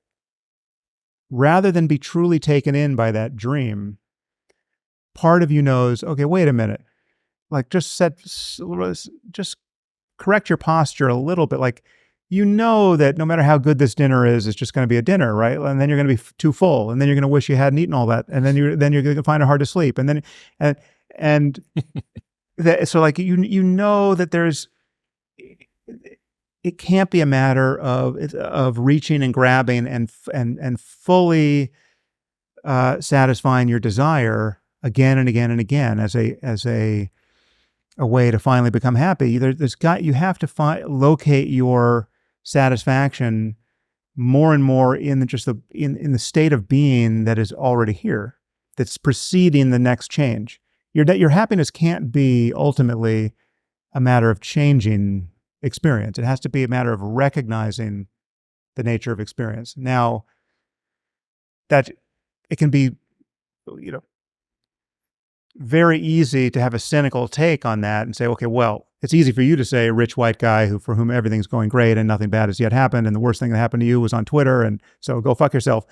But no, first of all, many bad things have happened. Like, I know what it's like to lose someone close to me. I know what it's like to worry that your kid is really sick. I know what it's like to be waiting for the MRI. Like there are all these moments where, even the luckiest among us know what it's like to live with real uncertainty and the knowledge that ultimately, every bad thing, some version of every bad thing is going to happen. I mean, even if you're the luckiest and healthiest and richest, then you're just going to be sitting by the phone, hearing that all your friends have died, right? Like if you live to be 120 in perfect health, you're Peter Attia, and you're still doing kettlebells at 120, which With I hope Andrew Huberman, I hope you are, Peter and Andrew. Then you're just going to be getting, voicemails and texts and whatever else exists at that point, hearing that all these people you loved have disappeared, right? So no one gets out of here without a real encounter with Greek level tragedy. And the question is it possible to have a mind that can embrace that with equanimity and compassion and love and tranquility?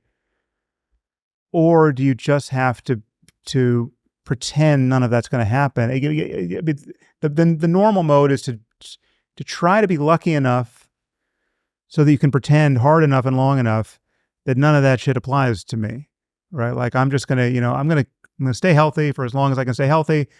I'm not going to think about cancer until somebody has cancer. It's like I'm going to extract as much pleasure as I possibly can in the moment. And look, that Bugatti over there is mine, right? So it's like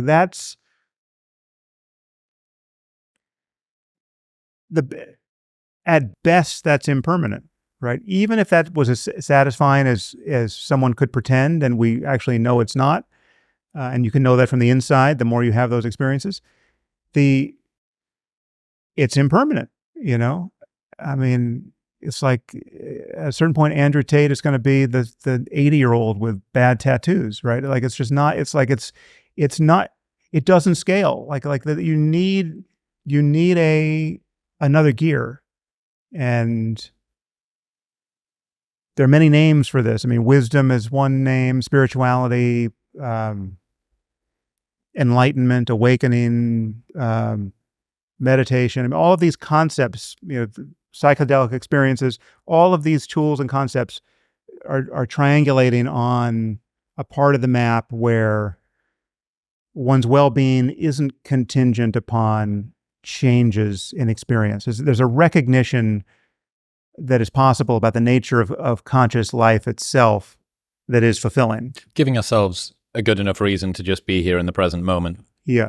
Yeah, we're both fans and friends with Paul Bloom, and Paul managed to draw the perhaps surprising correlation between this and a dominatrix that he'd interviewed. As he would, yeah. He's great with surprising correlations, yeah. And it really made me realize, because I think it's in maybe the Death in the Present Moment talk that you gave, or something else, that a lot of what we're doing externally with the way that we try and show up in the world, the way that we construct our exterior lives and our experience, is to give us a good enough reason to just be here now. Yeah. And people find this through staring at the night sky. People find this through going to raves and collective effervescence. They find it through, and Paul gave me this reason. He interviewed a dominatrix for one book, the one on pain, maybe.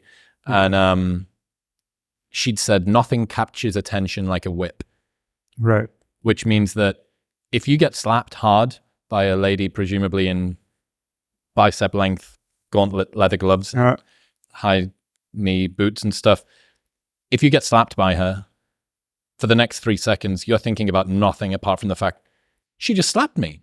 Yeah. Ting! And you're just hearing that ringing in your ears, and that's it.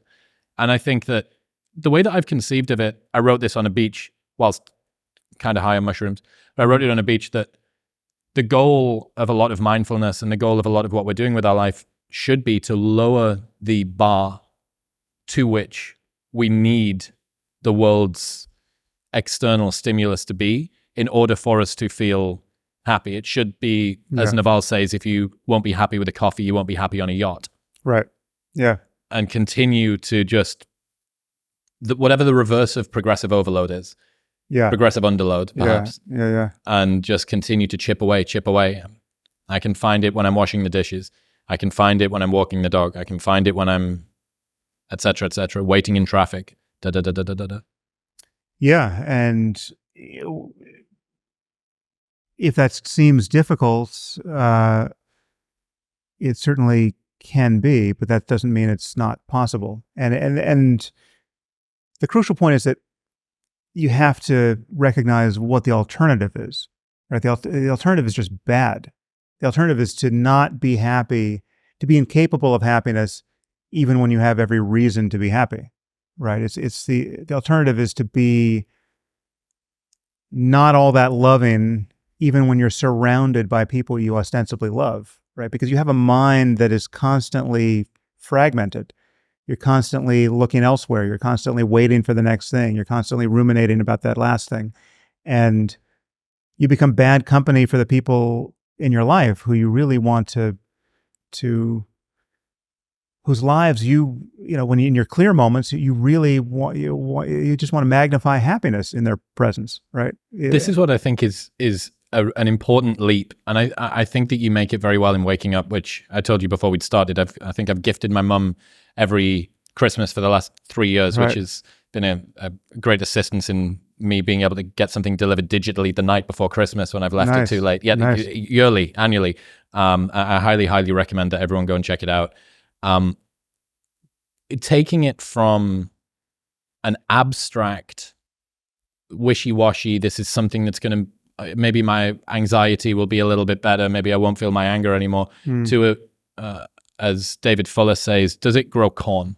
Like, show me if it grows any fucking corn. Right. Like, what does this do for me, to my life, to the relationships I have, to fundamentally the things that I care about the most? Now, the texture of our own minds is not nothing. In fact, you could argue maybe it's everything. But there is something beyond that too. And I think that the thin end of the wedge is getting people in through the door that, well, look at what this could do to your world and then the worlds of the people that you care about. And then think about how that could ripple out if you want to be super altruistic and the town and the country and the planet that you're on and so on and so forth. But that is the reminder when I've missed my meditation streak for too long that I get embarrassed about it. And I need to come back to using your app or the timer or whatever. That's the reminder for me that gets me through the door a lot of the time. Yeah.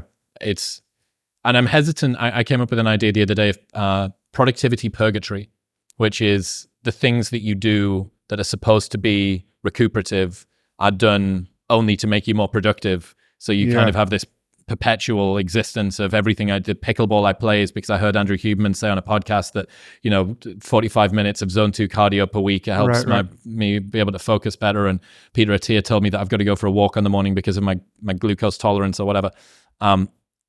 Trying to not just do that, but you can be driven by whatever it is to get you, I think, to get the activation energy to get it moving. And for me, that's one of the most robust ways to remind me. Like, think about how it's going to change the nature of your daily experience internally and how you're going to show up for other people externally. And I think that that's a leap which a modern version of mindfulness, and then tying it in with the life advice, not just being about the mindfulness. It's like, look at the fucking things that you're struggling with. Look at the things that you're challenged by now. The fact that you ruminate, you have regrets and shame and insufficiency and terror and fear and all that. There is an alternative experience of this, and the way that this allows you to show up in the world can also benefit from it too. Yeah, and also there's no boundary between this thing we're calling meditation or mindfulness and the rest of one's life, right? I mean, that boundary is truly spurious, and it's an artifact of first learning, not knowing the thing, then learning it, then setting aside 10 minutes a day or whatever to practice it. Or you go on a silent retreat for a month and then you come back to your life, and there seems to be this difference between life and retreat. But in reality all you have is your mind in each moment, and you're either suffering or not, you're either lost in thought or not, you're either clearly aware of what it's like to be you or not. And that fluctuation that's really the ground of this practice or these insights. I mean, that's where wisdom is. And so it's not, I would encourage people from the very beginning to view the practice as not at all being separate from the rest of their day. It's and you don't, in my view, you don't get any credit. I mean, there are consequences to practicing or not practicing, for most people, but it's like you don't get credit for having meditated earlier today. Like I don't give myself, like if I sat for 20 minutes, it's not like you bank those 20 minutes and now you're good to go for the rest of the day. It's like the rest of the day is your practice, right? Like your life is your practice. On some level, your life is a meditation. It's just you're paying attention to 1,000 different things, but in each moment, your attention is being drawn and being dedicated to something, and you are making your mind, you're making your being in the world based on how you pay attention. And meditation is just this period in the day where you've decided, okay, for these 10 minutes, I'm going to give myself permission not to think about anything else other than just paying attention. But ultimately, once you see the power of it, ultimately your entire life becomes that, even though you have to do other things, right? So you're doing like, if I'm having this conversation, I'm fluctuating between being totally lost and clearly seeing the nature of my mind in this moment, right? So it's absolutely no different from what I'm doing if I set aside 20 minutes to meditate, right? It's the same mind, it's the same challenge of noticing thought as thought, noticing clearly noticing emotions and their linkage to thought, letting go of any grasping at what's pleasant or pushing what's unpleasant away. I mean, through the judgment and the contraction around experience. As you pay attention to your mind, you notice that you tend to stay in one of two types of contractedness. Your things are pleasant, and you're trying to squeeze more goodness out of it, right? So it's like, oh yeah, finally the good taste, and you're contracted in avarice essentially. And when things are unpleasant, you're pushing them away. You're trying to change. You're bracing yourself against the physical pain or the embarrassment and again, mindfulness is just the wide open, non-judgmental willingness to feel both of those things. And so you can even step back on the contraction. Like you can feel what you're doing, what you're disposed to do with the feeling tone of pleasure or the feeling tone of pain. And you recognize that all of that's happening just against this clear mirror of awareness, and you drop back and all of a sudden it's all floating free of that which is aware of it. And you're just that condition of open receptivity. And you just keep falling back into that. And it's not to say you don't get caught trying to get some more pleasure out of that thing, or you're trying to change this painful thing. But the more you notice that fluctuation, the more you notice that real relief is in not successfully doing either of these two things, but in just recognizing you're the mirror of awareness, and the beautiful and ugly things are just going to keep coming. It's one of the places where mindfulness gets closer to Stoicism, I think. Mm-hmm. What's that Marcus Aurelius quote about the universe itself is change and life is but what we deem it? Yeah. The story that we tell ourselves. I think you've got an example that I use all of the time, even in my own life. For the people that do CrossFit or Brazilian Jiu-Jitsu or hardcore pickleball, the way that you feel at the end of one of those workouts where you can taste metal in the back of your throat and your heart rate's high and you're sweating and you're panting and it's 105 degrees in Austin, Texas or wherever, that sensation is associated with the story that you tell yourself, that this is worthwhile, that this is good for me, that this is something that I can feel proud of. But if you were to have that sensation spontaneously stood in line at the bank, you would be pushing through to get the teller to call the fucking ambulance because this is terrifying. So very much the story that we tell ourselves around the present moment largely determines our experience of it. Yeah, and that's another example of a sort of a conceptual layer at which you can do a lot of wise work in changing your experience by using certain kinds of concepts as an antidote to other bad concepts. So you tell yourself a better story. So reframing is just a very good technique, but it's sort of a layer above the mindfulness layer of just noticing that they're all just stories, right? And there's no place for them to land, right? So it's like, and I think people should intelligently engage both levels. I'm not discounting the power of reframing and Stoicism is fantastic. I mean, there's Bill Irvin, this philosophy professor who wrote a great book, The Guide to the Good Life. has a series on waking up that is really great. I'm kind of late to Stoicism as I discovered it when more or less everyone else did in the last 10 years, but I hadn't read Seneca or Marcus Aurelius, even when I got a philosophy degree back in the day. It's incredible just as an operating system for your mind. There's very few tools you need. And one we just talked about here briefly unattributed, but just like negative visualization, just recognizing how happy you would be to like you're in this normal state of dissatisfaction. Recognize how much you would pay to be returned to this crappy little spot you're in now that you're not enjoying, if all of these other bad things that had happened that are happening to someone right now, and you're lucky enough that it's not you. Well, right? The things that you're ignoring now or taking for granted. The cancer diagnosis you're not getting today. Previously just things that you wished that you once had. Yeah. And yet you're able to continue to adapt to this. What do you disagree with Stoicism about? Is there anything that stands out where you think, I'm not on board with that? Well, I think it probably has a too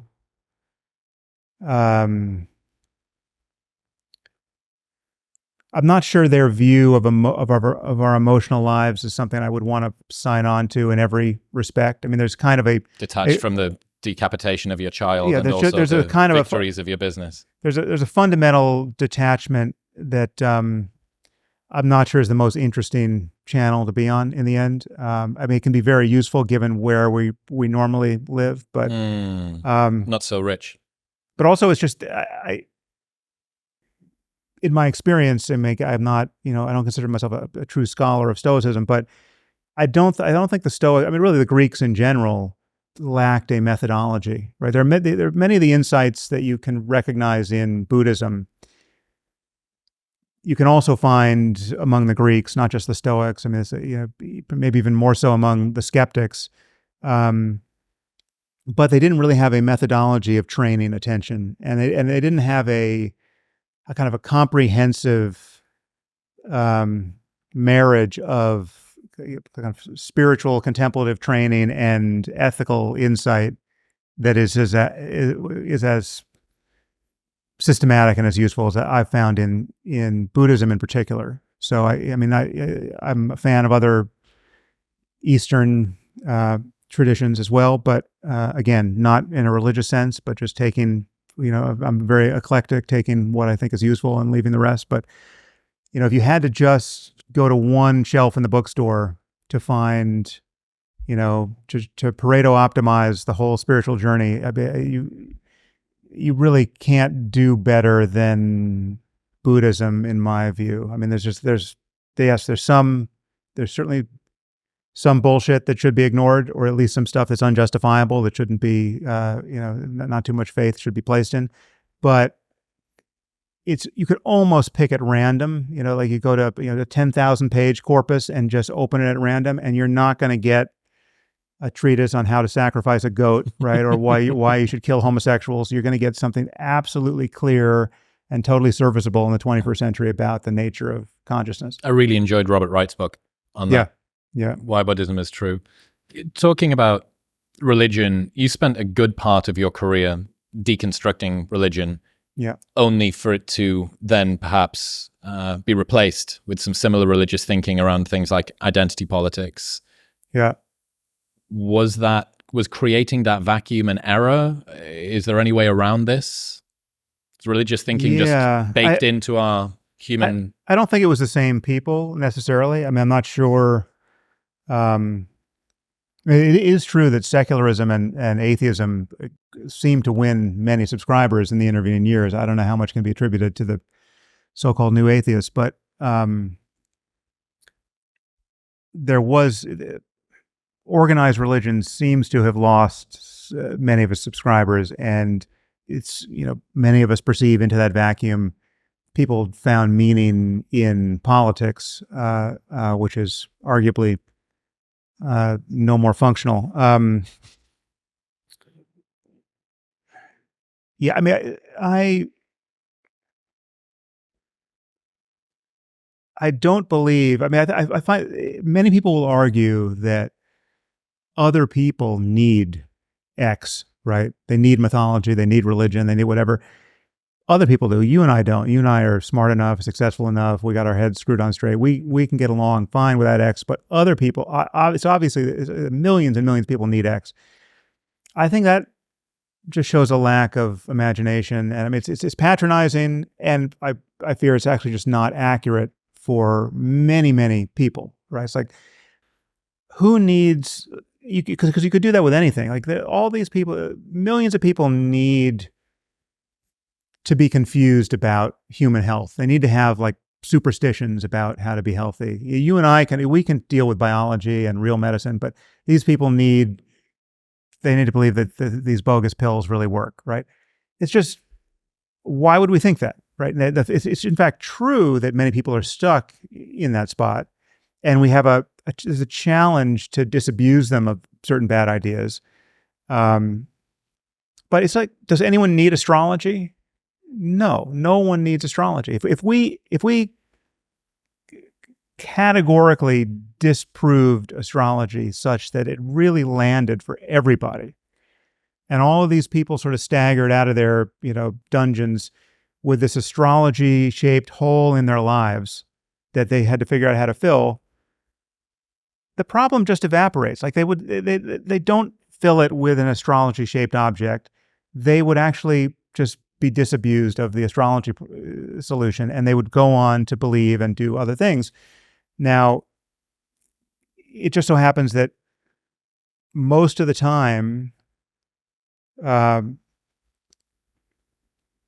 we have strands of culture where it's not only hard to disabuse people of bad ideas, it's taboo to do it, right? So it's like specifically with respect to religion, in current politics, with respect to certain pieces of far left and far right ideology. I think we're more attuned with the far left at the moment. It's just there are kind of blasphemy tests in both spaces. There's dogmatism that goes unexamined. It's not only unexamined. It's, in a religious context, it's a virtue that is dogmatic, right? I mean, dogma is literally a good word in a religious context. So like these are facts. We're not going to reconsider them. Any demand that we reconsider them, we're going to consider a kind of violent assault. We're going to, not only are we not going to talk to you really, even if we pretend to have a debate with you, we're going to hate you. And if we only had enough power, we would, physically subjugate you, right? Sounds pretty religious. That's where, so there are parts of culture where we're stuck there, but it just doesn't seem, the idea that it's necessary, that more people can't be like us, right, just seems like a failure of imagination to me. I think that everyone could have a truly 21st century non-sectarian relationship to all ideas, all possible projects, all invitations to collaboration. We could just deal with everything on its merits, and we could avail ourselves of all the world's literature, all the legacy code, everything that's still serviceable, everything that's good. And if part of that is the golden rule, well, yeah, sure, it is. Yeah, the golden rule is great. But you don't have to believe Jesus was the Son of God or born of a virgin to think the golden rule is great. I mean, first you just recognize the golden rule came from Jesus, but it also came in the Old Testament, and it came in other contexts. I mean, it's like the golden rule is just an ethical jewel that many people have stumbled upon. We should just use the totality of human knowledge in the present. And to do that honestly requires that we not firewall certain parts of that knowledge with these dogmatic claims to, divine inspiration, or, you're a racist if you even consider the possibility that a virus came out of a lab, right? It's been interesting to me to watch this, especially because me and Douglas Murray became friends just after he wrote The Madness of Crowds. And in that, he's talking about the collapse of grand narratives, right? He's talking about the fact that people are latching themselves onto ideological movements, political movements, identity-based movements to try and fill what he saw as a a hole that had Right. been left with this grand narrative that came over the top. And yeah, it's interesting to me to think that, you know, that book 15 years ago would have kind of felt like what the fuck are we talking about here? We have bigger fish to fry when it comes to what people are ideologically kind of addicted to, which might have been more in your wheelhouse. And yet in the space of no time at all, this compulsion for something rather than nothing. But I mean, there are other variables. I mean, there are obvious economic ones. I mean, the fact that virtually all of the productivity gains in the last really 50, 60 years have gone to the top 10% in our society, right? I mean, literally, I think it's 92% of the stock market is owned by the top 10%. And I think it's like 50% by the top 1%, right? So, you know, it's just 90% of people aren't in the game and not reaping the benefits of modernity in an economic sense, right? And they feel the obvious dissatisfaction and, you know, one could argue unfairness of that. I mean, our system is not tuned to wisely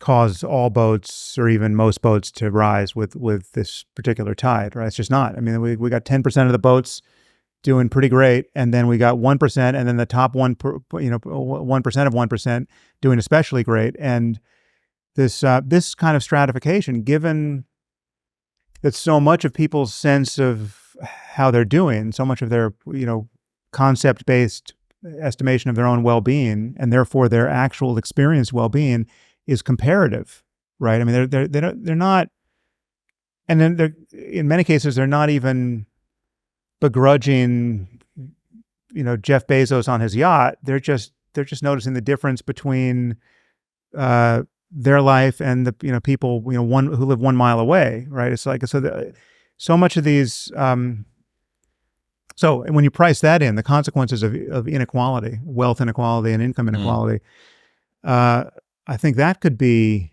enormously agitating to people, and also it can make certain, in this case, you know, populist narratives attractive that would otherwise discredit themselves because they're not, they're obviously not wise, right? Like if you don't have skin in the game, right? Like if this game is just not working, well, then of course you want to upend the board, right? I mean, you'll enjoy watching the pieces fly all over the room because this particular game of Monopoly was not, you didn't have anything on Park Place, right? You know, none of that money was yours, really. It's easy, you know, it's easy to see why many, many millions of people would be cynical and just want to see change, right? They just want in any direction. Yeah, they just don't want to see a wrecking ball come through and reset things. And I you know, credit, you know, Trump and Trumpism as a symptom of that, you know, more than a cause, really. It's just we were ready for that moment. You know, I think it's Warren Buffett or Charlie Munger that says we would be able to be happy if we just wanted to do better, but we don't. We want to do better than our next door neighbor. And it's this perpetual one-upmanship and sort of keeping up with the Joneses. So I agree that, you know, it's massive wealth inequality causes discord and upset and perhaps primes the landscape for people to want change regardless of where it comes from. Right. But I'm pretty sure that continues all the way down or all the way up as wealth continues to increase. It's one of the reasons that I'm relatively skeptical of UBI, because I think that if you just flatten the playing field, you then start to play games about people are going to find ways to do status. You know, Will Storr, who wrote that great book, The Status Game. You know, there's this tribe somewhere that grows yams. They grow massive these unbelievably huge yams, and it takes 4 men to wheelbarrow these yams in. And I'm pretty sure that what you do is you give the yam to your greatest enemy or something like that, and it's almost like this yam-shaped like middle finger that you like. I'm so rich, I could forsake this yam. Precisely. Yeah. You know, people will find ways to compete for status, and keeping up with the Joneses is it permeates an awful lot. Status is a game that everybody is going to continue to play. Yeah. I mean, in that case, I would recommend that we seek our status more and more in being above that game, Now, and that's not as absurd as it sounds, right? Like you can see pieces of this in just how very rich, successful people already start to behave. Like at a certain level of success, like it's important that you're wearing a suit and you drive a nice car and you have a nice watch and you have all those signs of status. But at a certain point, you show up in a hoodie because everyone knows they know you're a billionaire. Texas, yeah, the richest people drive the shittest cars, right? Yeah. And like at a certain point, like I don't have a car, I just Uber. I don't have a car. Now you can be cynical about all that, and some cynicism is appropriate, but there are benign forms of like I guess you could probably notice this now happening around climate change and private airplanes, right? Like so. It was the case that the highest status position with respect to travel is, well, I've got a Gulfstream. We'll just take my Gulfstream. What could be better than that? Well, that's starting to erode. The more stigma gets attached to just squandering fuel on a Gulfstream, right? The more you look like an asshole for doing that, no matter what story you tell yourself, no matter how successful you are, no matter how much it saves your time, you sort of look like an asshole on a Gulfstream. At a certain point, you could imagine that flipping, and all of a sudden, the real high status thing is now I just fly commercial. It's like you can see Elon flying JetBlue, and it's just I just fly JetBlue. It's like and it will be because so much punishment has been meted out on the other side of like it no longer looks cool to be burning that much fuel. Now, I'm hopeful that we do live in a world of just really open-ended abundance where yes. There is actually no tension between affluence and ethics in the end, right? So that ultimately we're going to get the right fuels. We're going to power this all with sunlight. We're going to have a high-tech society where our machines get better and better, and we start pulling wealth essentially, out of the ether. Let's leave AI aside, but a successful proliferation of AI would be part of this. I'm, as worried that we're going to screw that up or that isn't just, in fact, too hard a challenge. But let's say we got that right. Ultimately, this could be a have your cake and eat it too situation where it's not a matter of denying ourselves anything really materially, except we should recognize that there's certain disparities of luck that we find ethically intolerable. Right, like it's just how, given that currently and for the longest time, there is a zero-sum tension between a dollar spent over here and a dollar not spent over here. Just how comfortable should each of us be with, a Gini coefficient in our own society that just goes asymptotic, right? Like we're at 1, right? Like.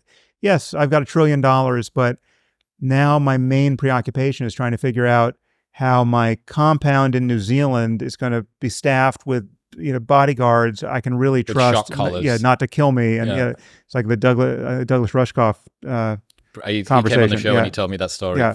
Brilliant. Yeah, so it's just like, if that's where your mind goes, you should be spending much more time with your billions and trillions figuring out how to make a society where all you meet when you walk out on the sidewalk are other happy people, and in your case, happy customers who are just doing creative things in their free time. How much of a difference do you think there would be over the last few years in culture wars, culture discussions, if Christopher Hitchens was still alive? Well, it would silence all the morons who think that he might have supported Trump. I think that would be worth resurrecting him. Just for that, just to see the look on their face when he got him talking about Trump. I can't believe the people I've heard from on that point. Yes, he hated the Clintons, but there is 0% probability that he would have had anything kind to say about Trump. I don't think it would have been different. It would have been wonderful to have ridden shotgun with him on many of these topics. I mean, he was, I'm a fan. As well as a friend, but I don't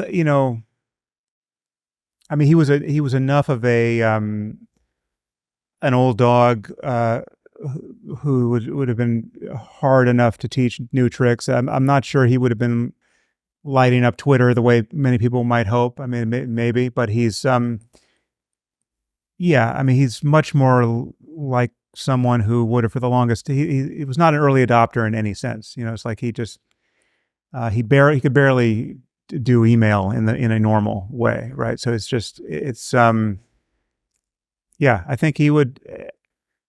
I mean, many of us are in this spot. I mean, many of us who are much more early adopters and more tech enabled than he ever was.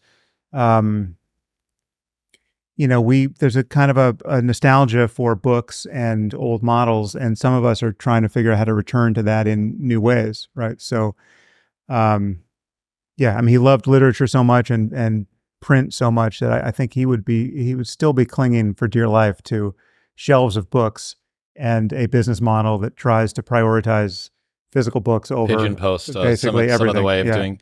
What about the way, or what do you think he would have made of the state of cultural discourse at the moment, knowing what you knew about him? Well, I think he would have he would have been in this uncharacterizable middle where half the time you're recognizing all that's wrong and masochistic and insane about wokeness, and all that's wrong and sadistic and dangerous in Trumpistan, and just taking each difficult object as it comes, right? You know, I mean, I think he would be. I mean, perhaps I flatter myself, but I think he would be very much in my lane, with certain exceptions. I mean, there's certain things that I'm very interested in and which I prioritize, which he never saw the point of, much of which we talked about here. I mean, meditation, spirituality, psychedelics. He had no file on any of this, and I don't think was going to get a file. He's on in any Douglas Murray's camp, I think, along with yeah. Well, although I mean, I think Douglas is more. I mean, Douglas and I haven't gone around this track, I don't think, but I feel in Douglas more of a kind of a yearning for the spiritual than I ever detected in Hitch. You know, Hitch he just prided himself on whiskey and cigarettes and being harder headed than that. Yeah, it was the grape and the grain and the pleasure of good books. Yeah, I often think about. I have a couple of friends, Alex as one of them, who's a huge fan of Hitch, and through him, you know, when someone's passionate about something, you end up becoming passionate about it because of their passion. Yeah. With my housemate, we always watch videos of rallycross, where the guys are going down, and you'll see these dudes in anoraks, and it's in the middle of Montana or Liverpool or some wooded area somewhere, and they've been there all night to get the right spot, and it's pissing down, and they're soaked wet through, and they get to see roughly 0.3 seconds of a car go past. Yeah. And as they do it, they're so fired up. And seeing someone love anything that much fires me up to watch it as well. There was this blog post by Scott Alexander from Slate Star Code, now Astral Codex 10. And no, sorry, it wasn't. It was Eliezer Yudkowsky, and it's at the very start of Rationality from AI to Zombies. Mm-hmm. And he says the reason that rationalists get the piss taken out of them so much, one of the many reasons that they get the piss taken out of them so much, is it's rare to find anybody that loves anything now, for anybody to have a degree of passion. And if you find someone who stumbles upon the Book of Rationality and thinks, this gives me answers to a lot of the cognitive bias problems that I've been facing in my life, it's just easy to mock them. It's easy to mock passion in that regard. In some circles, I think specifically being British, this is sort of genealogically something that we've got. Right. The tall poppy, piss-taking, mocking undertone. And from Alex loving Hitch so much, I got into him too. And then, you know, thinking about what sort of vacuum that perhaps could have left. And I don't disagree that culture is bigger than all of us, but there are certain voices, you know, Jordan as being a good example at the right place and the right time and so on and so forth, that can really be the pebble in the stream that can direct things, or Trump on another side, you know, Elon kind of now. I often wonder about what Hitch's behavior would have been like in the modern world. Yeah. Well, I certainly miss him because, I mean, there's so many moments where that were just perfectly teed up for him in the last 6 years. I mean, just politically, you just would have. There's no one I would like to have pulled onto the field more than Hitch at certain moments, both left and right. Have you been keeping abreast, or have you noticed this trend that's happened of Westerners choosing to convert to Islam in adult life? Obviously, you spent a lot of your career criticizing Islam, and now we have, I don't want to accuse it of LARPing. These people very well may truly believe in the doctrine, but Andrew Tate is one of them, and downstream from that, there's on-street interviews with young British youths with these Islamic scholars or imams or whatever, converting them on the street, and they're like doing the thing on the street. Yeah. Have you? I haven't seen those Vox Pop conversions, but I saw Andrew Tate's conversion. Well, I mean, Islam is just mimetically, it's perfect for a specific audience. It's a explicitly macho religion, right? It's a no pussies religion, right? It's just and it's just it's a like with Christianity, you have to pretend. More pussies.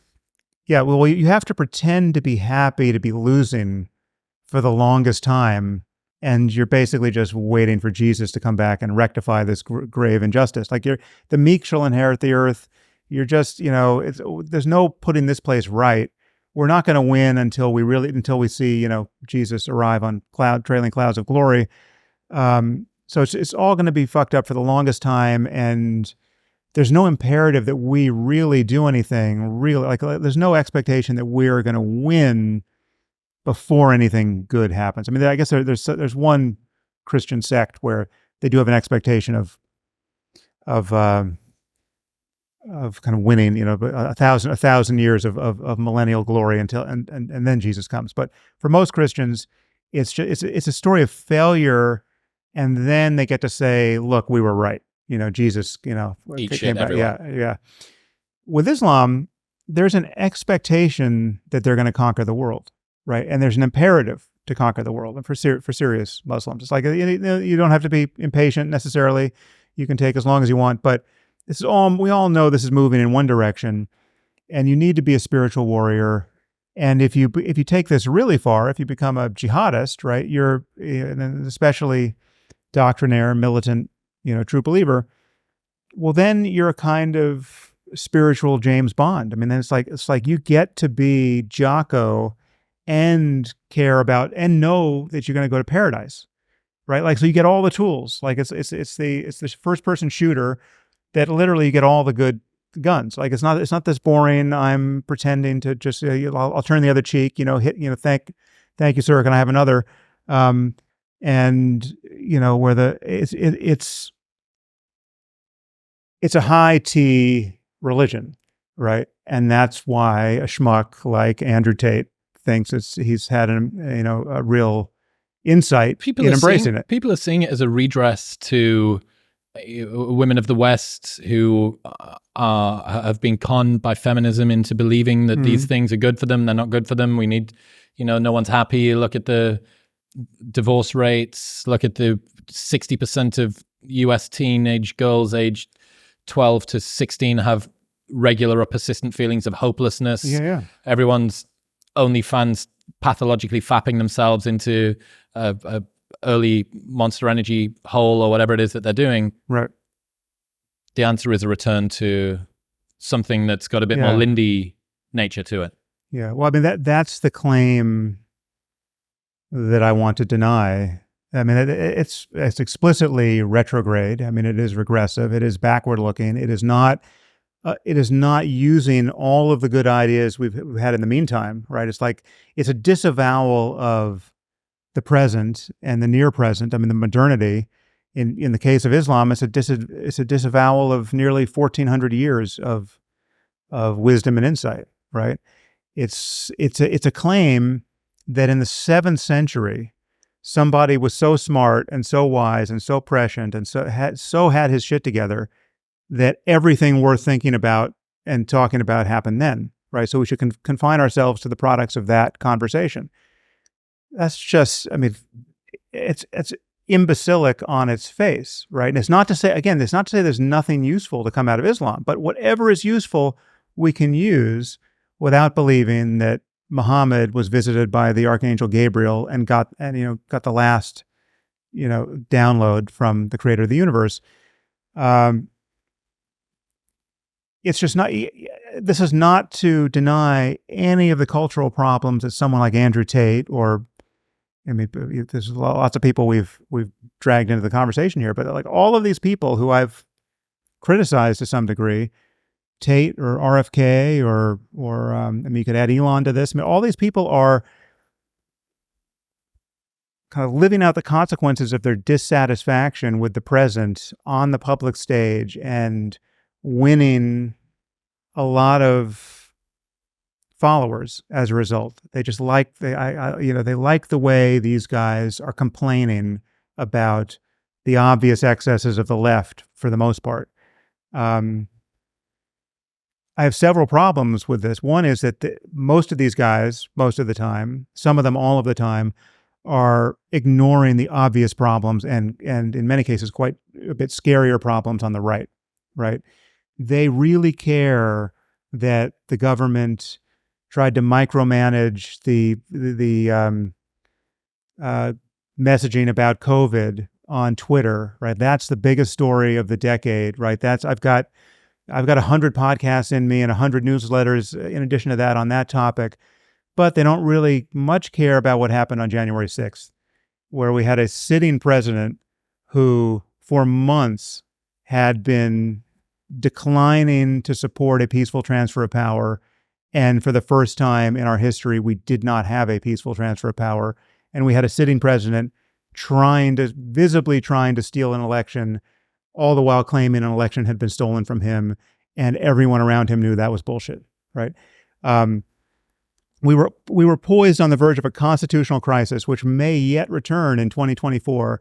And yet we have these guys more worried about, trans overreach with respect to bathrooms. And I get all that. I get how infuriating so much of the woke identitarian nonsense is, but you have to have some proportion, and you have to keep both problems in view. And why are people not doing that, in your view? Well, I mean, so to some degree, it's people have, a one-sided take aligns with their biases in many cases. I mean, people have political biases. They were a creature of the right. They wanted to be a creature of the right. And it's just very easy to focus on what's wrong with the left and vice versa. If you're a creature of the left, it's easy to just be all Trump all the time. And you don't have any time for a criticism of wokeness, right? You're going to run, I don't know, this could be wrong, but you're Trevor Noah on The Daily Show, right? Like, yes, tell me what fucking Don Jr. did wrong. I've got time for it, but Hunter Biden, who cares, right? Like, so there's an asymmetry there, and but part of it, I think, is outside of normal channels. There's audience capture, right? Like you get signal from the noise on one thing. You've just launched your Substack, and you see that people have endless time for your hot take on COVID and the dangers of mRNA and the spike protein. Boy, doesn't that sound scary? It's called, why they call it a spike protein, right? So let's do 100 piece of content on that topic, right? To the exclusion of everything else that's happening. I'm not saying I know the mRNA vaccines aren't going to fuck some people up or haven't already, right? It's a valid conversation worth having. But again, there's proportion here that gets totally lost in each of these ecosystems. And what's happening out here in Podcastistan and over there in Substackistan is people find an appetite for a certain style of conversation about a specific narrow band of topics, and they just go all in on that for obvious reasons. And it's understandable.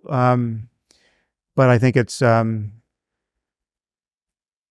shattering our society. I mean, we have a society where increasingly, and this is a near-term risk of AI, leaving existential risk aside, we have a society where it's becoming increasingly difficult and in many cases impossible to have a conversation about facts that are just crucial to understand for the maintenance of democracy, for public health, for on myriad fronts. And we can't have a real-time conversation that converges on agreement, it seems, and it's just getting harder and harder to do it. What would be the chance in your mind that we make it through the next, let's call it century, as a civilization with something like us being functioning still intact? Because we have some breakdowns culturally, many breakdowns culturally. We have bad incentives. We have a media system which facilitates bad actors either willfully or negligently or ignorantly. Rising risk of artificial intelligence, desktop printers that can synthesize bioweapons, although there's some pretty good clauses in there that limit that from happening. Population collapse, although not a true existential risk, something that's it's definitely not going to help. Nuclear weapons still out there lurking around. All of the background natural risk that just exists as a byproduct of us being on a single planet at the moment. Yeah. How Toby Ord pilled are you when it comes to the conception of the next century or two? Well, I mean, like Toby, I would just be guessing, but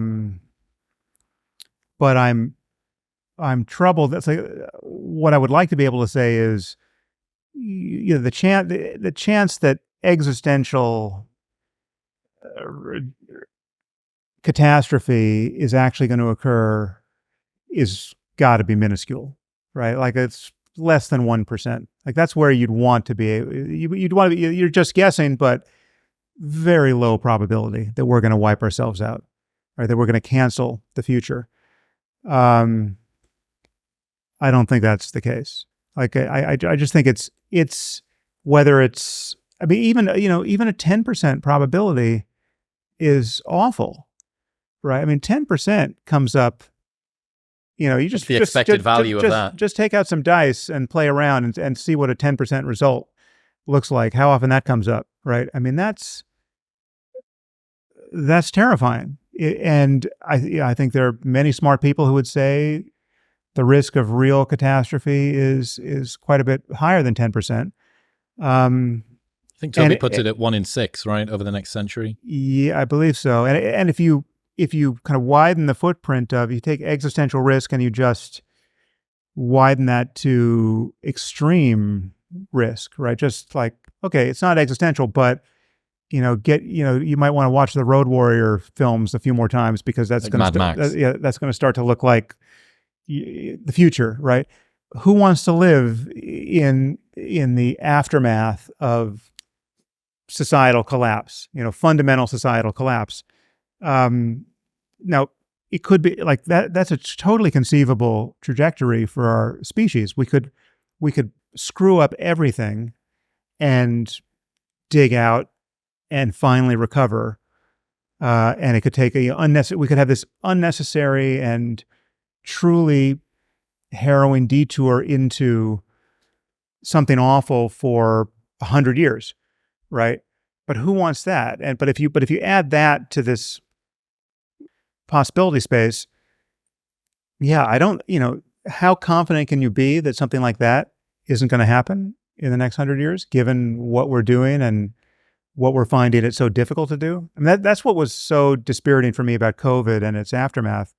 It's not that I was so worried about COVID. I was so worried about our inability to respond coherently to something that should have been pretty simple to respond to, right? And so I was, for the longest time, there was this initial month or two where like, who knows how bad this is going to get? Who knows how bad this is?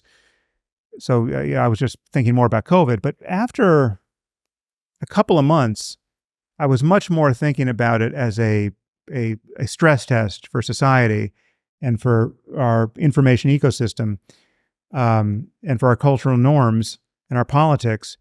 And I really do view it as a failed dress rehearsle for something quite a bit scarier. Let me lay this out for people maybe who haven't heard you talk about this before, or haven't thought about the what happened with regards to our cultural response.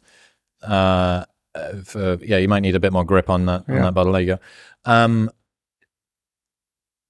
The way that you could see COVID, the way that you could conceptualize COVID generally, would be almost like a dress rehearsal, or almost like a civilizational wide vaccine, like a test. It was a very weak virus in the end. Thank God for that. The mortality rate wasn't there. Transmissibility was pretty high, but it wasn't super brutal when it came to the deaths, although not great.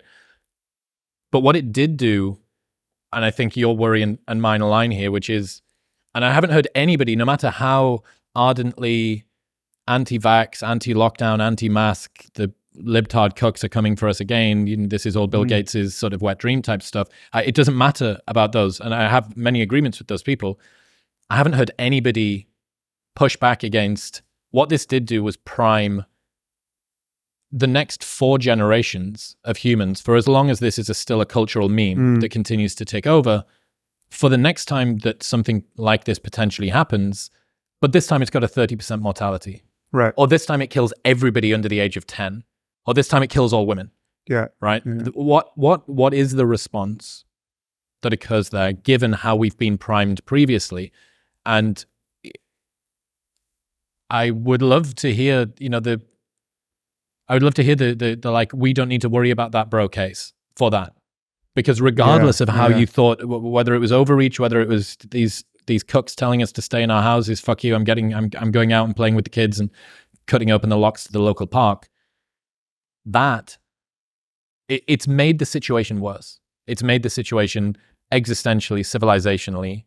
It's primed us to be more fragile, more knee-jerk in terms of our response. It's not good. Yeah, well, and that's where I've parted company with many of our fellow podcasters and many of my friends, and in some cases former friends, in this concern around misinformation is the way I would tend to frame it. Many people are out in podcast land are allergic to a concern over misinformation because they're so concerned about the infringements or perceived infringements of freedom of speech, right? So the deplatforming of people from YouTube, like that is the the earth crossing object that we have to prioritize. Under no circumstances can that happen. Like even with Alex Jones, like that's just we need to hold the line here. We need to be free speech absolutists of a sort, and that's more or less all they talk about. And then on the other side, we have people who are focused on the misinformation problem. They're focused on the real calamity we just witnessed, where you have public health information that just cannot get through because there's so much misinformation, there's so many conspiracy theories, and there's so many pratfalls on the part of the actual establishment that it's understandable that no one is. How the fuck am I going to listen to you? Yeah, right. So it's but they're taking the one that they can't afford to admit any of that because they're so terrified about this erosion of trust in our institutions, right? So it's like, take someone like, there's a few lenses we could look at this through. So you take like a character like Anthony Fauci, right? Like I don't know Fauci. I don't know what's true of him. I don't know, but I just know that on one side he is utterly maligned, right? He's just this goblin who is as corrupt as you could possibly imagine. He lied about everything. He was wrong about everything. Like he is the antithesis of an authority on COVID or anything else, right?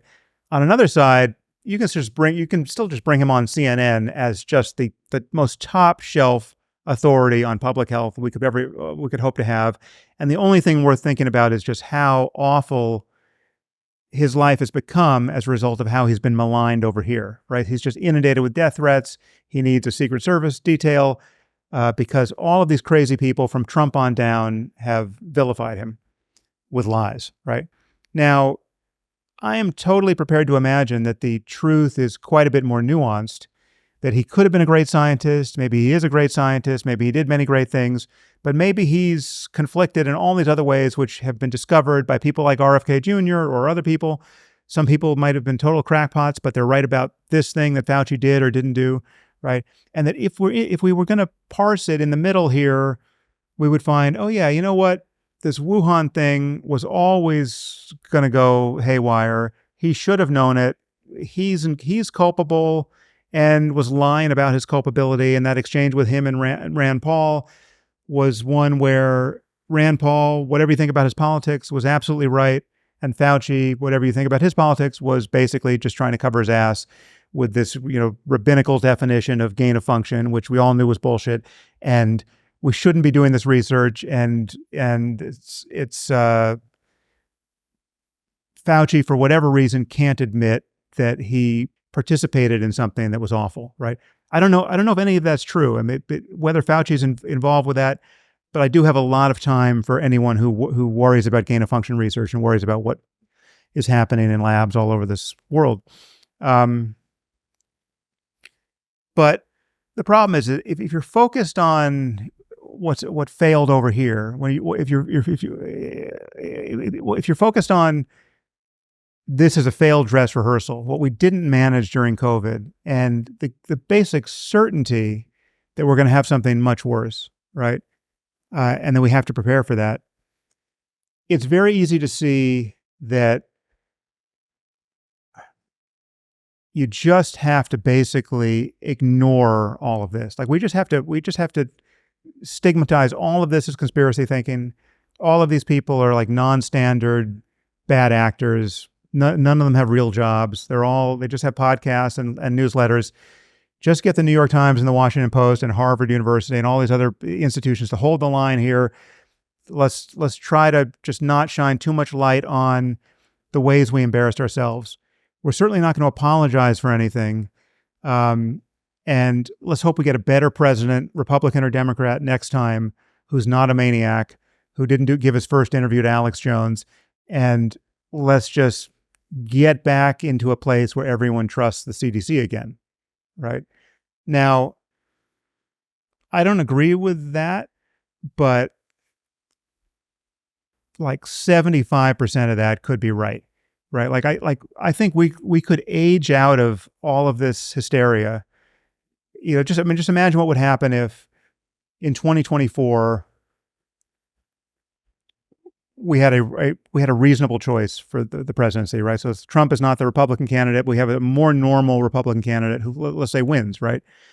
I don't know who that would be, but let's say whatever, Nikki Haley wins, right? We have President Haley. She no longer has to pander to Trumpistan to be a Republican. We get a more normal politics, and many smart people, however quietly, begin to internalize many of the lessons we should have learned in the last few years about just how threadbare many of our institutions have become and how woke ideology vitiated most of them, right? I mean, how political correctness and just sheer lunacy contaminated our thinking about so many things so much of the time in recent years. And we sort of age out of all of that, and we have a more normal experience of the grown-ups being in the room much of the time, being able to make real decisions. I think that's to be hoped for. Now, I'm not saying that we don't need innovation around that, but like that, some swing back into normalcy is to be hoped for. There's an alternate path to that future that may be more realistic. But the future worth wanting is a future, however we get there, whether it's just sort of like we just, grit our teeth and age into something more normal, or we innovate and dignify all of this hysteria with more and more of a fair hearing. But the thing we innovate too is real institutions that we can trust. Right? There is no future worth wanting where we don't have institutions that are trustworthy. Right? So we need, it cannot be up to a podcaster to tell you what's really happening in Ukraine when Putin says, all right, we're going to use the fucking tactical nukes now. I mean, first of all, in a few months, you're not going to be able to know whether he really said that or whether that's a deep fake, right? So we're going to need an institution, or at least a perfectly democratized algorithm that is vetted by an institution we trust, that can say, this is how you tell whether that's really Putin or whether that's just some 18-year-old who made that, with a generative model. But regardless of how we clean house with respect to basic information, we need institutions with real experts who really capture our best thinking and decision making on hard problems. So we need a population in every democracy that most of the time can trust those institutions. Like when the State Department says, listen, this is what's happening in Ukraine, this is what Putin's up to, this is why we have the policy we have, this is why we shipped the arms we shipped. We can't have a society where 90% of the people are calling bullshit 90% of the time because no one trusts anyone in charge. That is the end of democracy. But that's where we are.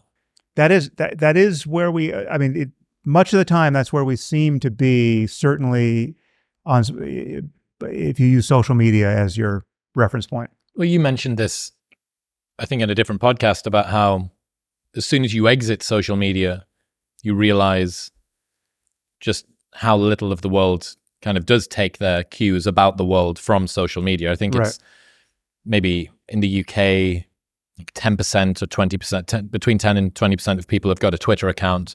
But then when you get on there, I think almost all of the content is created by some ungodly small proportion of the number of users. So everybody else functionally is sort of wanking in the corner and observing this thing go off. And not contributing, or maybe signal boosting, or whatever, but it's the same culprits that they're talking about everything on all sides. Yeah. So you end up. I remember this during the general election in the UK. So whenever it was, 2019, something like that. And if you'd looked at Twitter, it would have been a Labour landslide. Stormzy was tweeting about it. Pretty sure that some of the actresses that were in Game of Thrones, they were tweeting about it. Fucking hell, Stormzy and Arya Stark are tweeting about the Labour and how bad the Conservatives are, and like never trust a Tory and all this stuff. And then we have the biggest landslide in history, in half a century perhaps, to go the other way, because where I'd been, the cultural thermometer that I'd put up the behind of Twitter wasn't accurate. Yeah, except it was the opposite with Trump and Brexit, right? So like what I was noticing with Trump in 2016, or I should have noticed, is that whenever I said anything about Trump or Clinton prior to the election, the support for Trump I was seeing on social media was like 100-1 over support for Clinton. I mean, it was just crazy. And, the polls were whatever, Trump had a 25% chance of winning. Now, again, I never looked at that poll and thought there's no way Trump's going to win, because a 25% chance is, as we've just established, that comes up all the time, right? So if you're going to dignify Nate Silver as a real statistician with respect to those opinion polls, you can't be consoled by 25% really when you're as worried as you had every right to be about a Trump presidency. But what I was seeing on social media should have told me that the mainstream media's conversation about this was not tracking what was happening. I mean, well, you can see, given this impending, ever increasing existential risk background, the landscape culturally that people are inhabiting, whether it be mainstream, whether it be alternative media or whatever, I can understand why people are feeling confused and displaced. And I've noticed on the internet a trend of cynicism. If I was to give it a single term, it would be a very, very high amount of cynicism. Given that there's so much despondency in the world, what do you wish that more lost or cynical or depressed people knew? What would you tell them about this is my worldview, everything's fucked, it's not going to get better, oh my God, my family, my future, there is no point even trying, and the people that say that things can get better, they're the ones that are the real problem. What do you say to people that are cynical? Well, many of the tools we've referenced so far are incredibly useful. I mean, just take the Stoic piece, for instance. I mean, the real comparison that's worth making is that there's never been a moment in human history where there has been more opportunity for more people to live a truly good life. And not just to live a truly good life with respect to your own selfish pleasure, but to affect the future in a propitious way. I mean, you just have massive leverage over the future. I mean, it's up to us to get this right. I mean, this could have been said, I'm sure this could have been said during World War II, and it was true that the difference between 1,000-year Reich and what we got was pretty big. So yeah, props to Churchill. But we really are at a unique moment with respect to the leverage and the disparity of outcomes suggested by the power of our technology. I mean, just the exponential change we're seeing in culture and with respect to tech. This is new. A decade is much longer now than it ever has been, as measured by the kinds of technological and social change that we can see. And so, if you want to have a meaningful life, if you want economic opportunity, and you want to exercise that opportunity in a context where you can actually benefit people at scale and the future at scale, it's never been easier to do that. It's like the iPhone that you have in your pocket, which is, in most people's case, fragmenting their life unnecessarily and just becomes a source of distraction at best, misery at worst, is actually an incredibly powerful computer that would be, two decades ago would have been an object of genuine magic, right? It's just not. The president of the United States couldn't have had one 20 years ago, right? And that's just going to keep happening, right? It's just like we're all, again, AI is an ambiguous object at the moment, but to have access to a large language model is genuinely new, and who knows what you can do with it, right? It's like it's up to you to figure out how to use these tools. So there's massive opportunity, even if you're someone who doesn't feel like you have a ton of opportunity by comparison with your, friends or with other people you see in your society. I mean, I think if you have the bandwidth to listen to a 3-hour podcast, you almost certainly are someone who's in something like a sweet spot, right, with respect to opportunity. It's just, yeah. On the other side of that, I remember you saying living an examined life is just one insult after another. You have to maintain a sense of humor. Yeah. Why? Yeah. What does that mean? Well, because the more you pay attention to your own mind, you see that it has absolutely no shame. I mean, it'll think anything, right? Like the person you meet, it's not, you don't meet St. Francis of Assisi, in the mirror. It's like you meet a congress of selves, right? And many of these selves are total assholes, right? They're just like, you meet, it's everything, right? And you ultimately can't take it personally, right? Like you didn't create yourself. You didn't create your culture. You didn't create your consciousness. Like you find yourself here in this circumstance. And the question is, what can you do next? What is available to experience next? What is possible given the kind of mind you have? And so we have we morally and psychologically, existentially, we have a navigation problem moment to moment. And there are various tools you can get in hand to be a much wiser and happier pilot.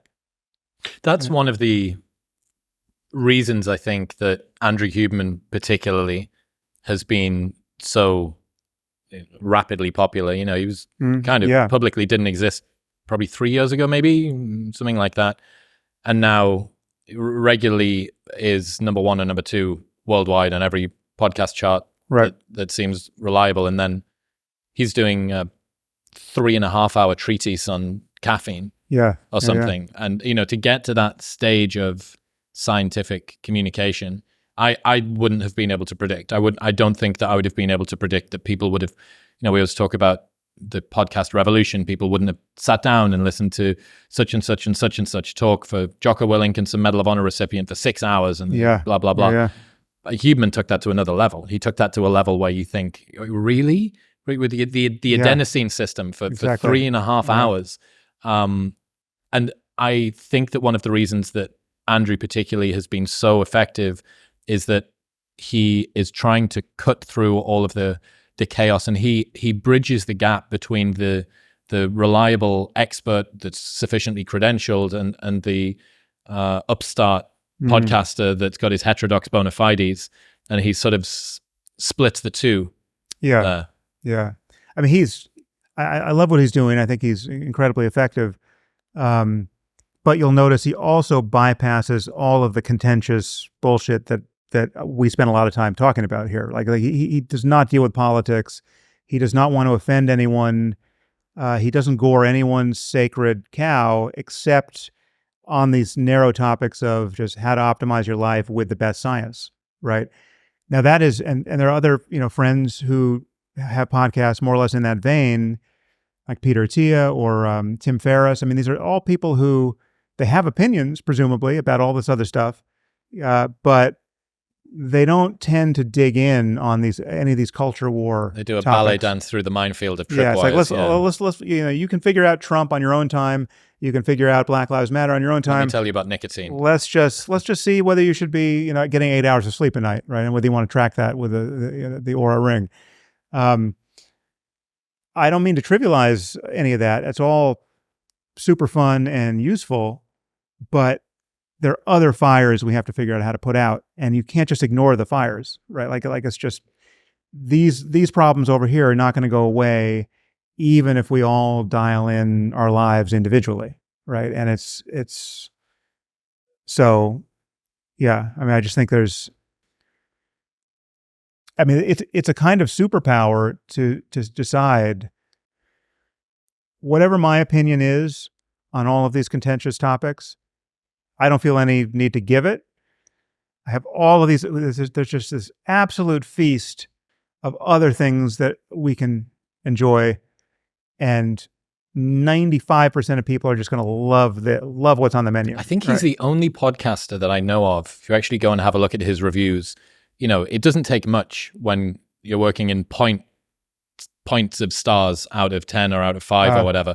It's just, it's maximum. It's the maximum number of stars that you can get. It's either 10 on Spotify or 5 on Apple Podcasts. And, you know, one of the things that I do appreciate, maybe Andrew does have, you know, strong views on K through 12, don't say gay bills or whatever it is. But also one of the things that I would, and I think that you would agree on as well, that I'm definitely seeing more and more is people who don't have expertise in a particular area thinking that this is, well, I've got to follow, you know, 1 million people follow me on Twitter. Why shouldn't I comment on the Ukraine? Right. It's like, I don't go to Andrew Huberman, as brilliant as he is, for his thoughts about the Ukraine. Yeah. And you don't fault him for not broadcasting his thoughts to his audience, because why should he, right? What's interesting about my life now professionally is that I have these two experiences running side by side. Like, so we've talked mostly about kind of my podcast life, I think, but over at Waking Up, I have a completely different experience of what's coming back at me from the audience. Like Waking Up, it's just pure gratitude, appreciation. Like nothing is ever misconstrued. There's a perfect marriage between what I intend to say and the way in which it gets received. I mean, not that no one's ever confused, but it's like no one's ever accusing me of, really believing something and say like, it's just pure pleasure. Like it's just this, and it was amazing to experience that because, in my podcast life, given that I touch so many polarizing topics and given that I offend people on both the left and the right, I had completely lost sight of the fact that it was possible to have a career where you put something out with good intentions and people appreciate it, and that's the end of the story. What's the mechanism that's occurring there? Is it the fact that everyone's there for mindfulness? Is it the fact that it's paywalled so you don't get the sort of flotsam and jetsam or whatever it is that comes in and kind of spoils the party for everybody? Have you reflected on why it's so aligned? Well, it's also because it's only a subset of what I think about and talk about, right? So it's like I don't take my critique of Trump into Waking Up. You're right? Andrew Huberman for so it's like so I have a version of Huberman's experience on this kind of narrow band of topics, and the topics are increasingly wide. It's not just meditation. I mean, it really is kind of practical philosophy. It's just you bought the entire or licensed the entire Alan Watts library from the Watts Foundation or hours, whatever, which was just insane, and it was I think it got remastered. I really very much enjoyed falling asleep to that, although that's not a comment on how nice it is to listen to. No, I do it too. He's great to sleep to. But yeah, so it's a wonderful experience. It hasn't convinced me that I should shutter my podcast, but it's an amazing corrective to what I experience as a podcaster and as a writer of books, because and as a public speaker. I mean, whatever I've done professionally for the last nearly 20 years, outside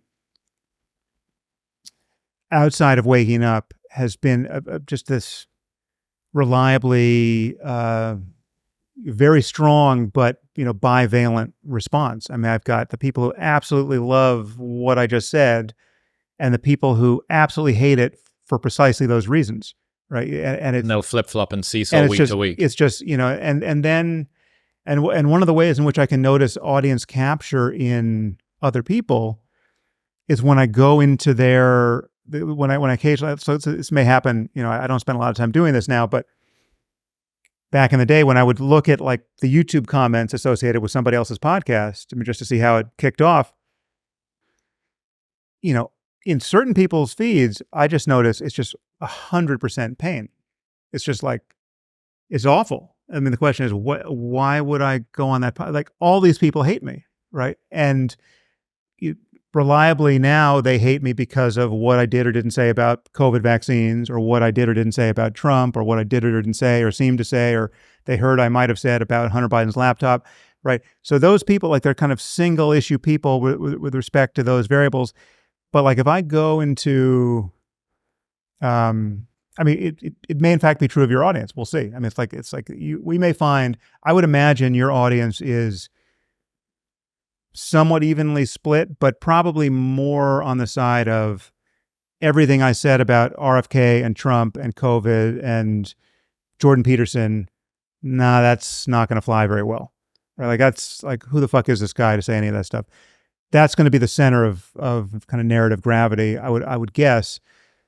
That's definitely true of Lex Friedman's audience now, right? It's like, and part of it is that the podcast world it almost has contrarianism built into its DNA, right? So whenever you begin to sound like an establishment shill, right, everyone's spidey sense goes off. No one in the comments section gets 5,000 upvotes for saying, well done for towing the party line. Or, right. Yeah, I actually agree with you on that mainstream opinion.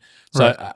I don't disagree about the way that the podcasting universe generally has that. And I have been trying aggressively for the last 6 months to discipline my audience, particularly. I did it overtly a number of times.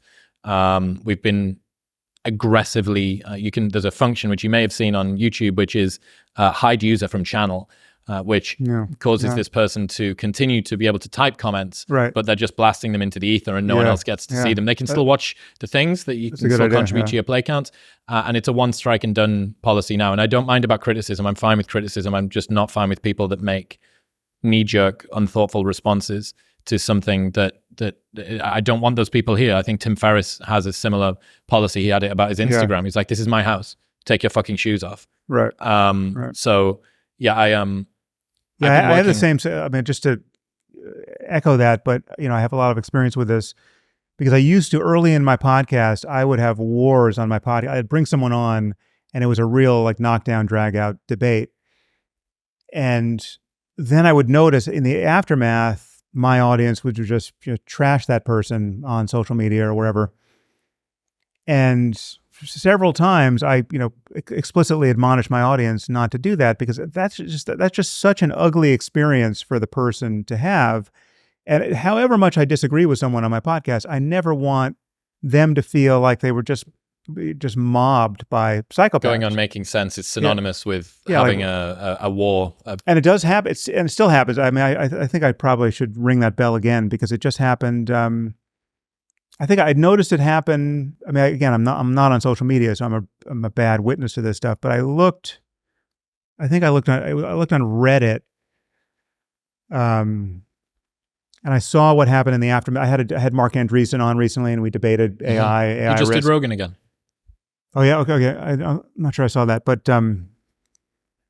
so yeah, he and I disagreed about AI risk, and but I had totally respectful conversation with him, but it had somewhat the character of a debate, and so you're very likely, if you're listening, you're kind of, it's a bit of a horse race, and you're either on one side or the other, and he made a good point, I made a bad point, kind of people are keeping score, and I did notice that just. Again, this is just Reddit, and I spend 15 minutes on it, once every 2 months. But I noticed that my audience was just shitting on him in a way that it's just not good for me. If they're my audience, if they want to support me, it is not supportive of my enterprise to shit on my guests in that way, right?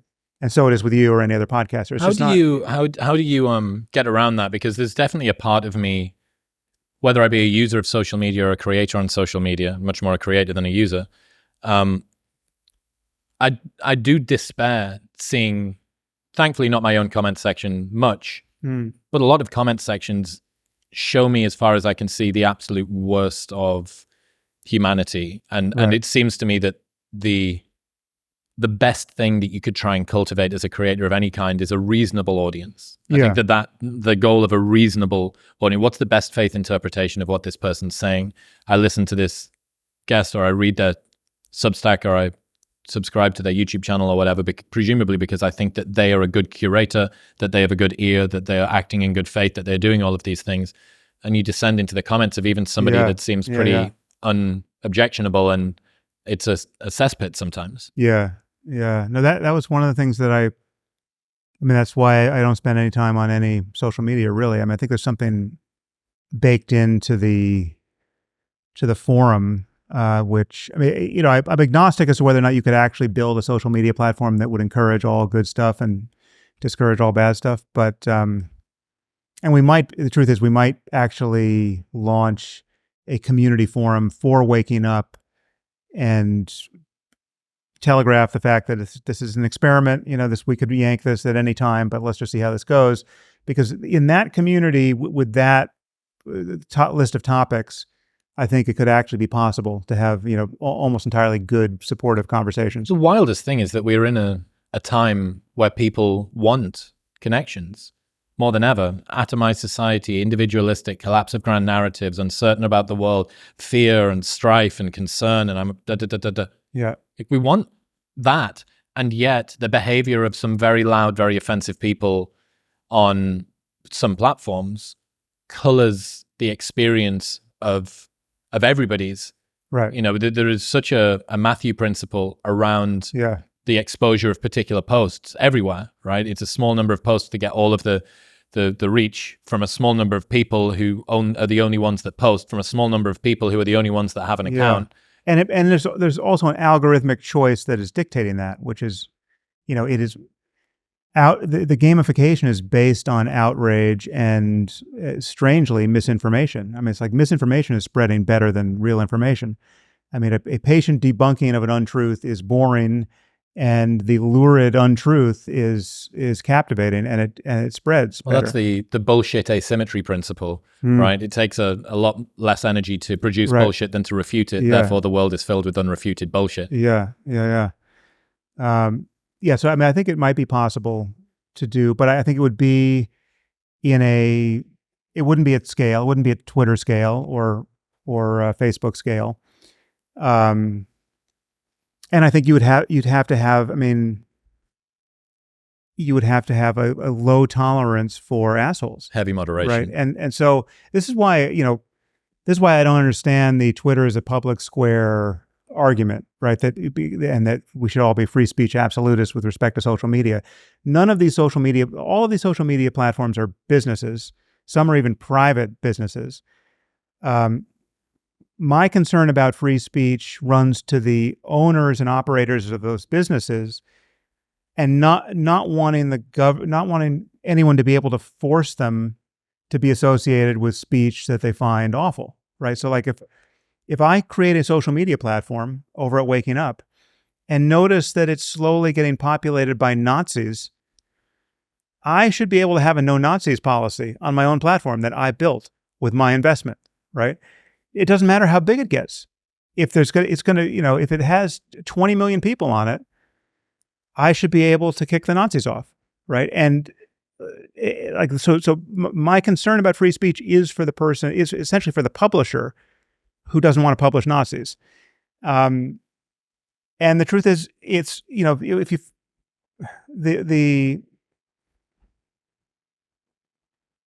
also, if you call the bluff of the free speech absolutists, you recognize that there's no there there. It's just impossible to be a free speech absolutist because not even 4chan is a circumstance of free speech absolutism, right? I mean, free speech absolutism is everything, right? Every awful thing all the time. And you just can't, nobody wants to be there. And it's just too much noise to that signal. And so you have, the moment you admit that you have to curate sometimes, you're going to be making judgment calls. And then you just have to have whatever principles you have by which you do that.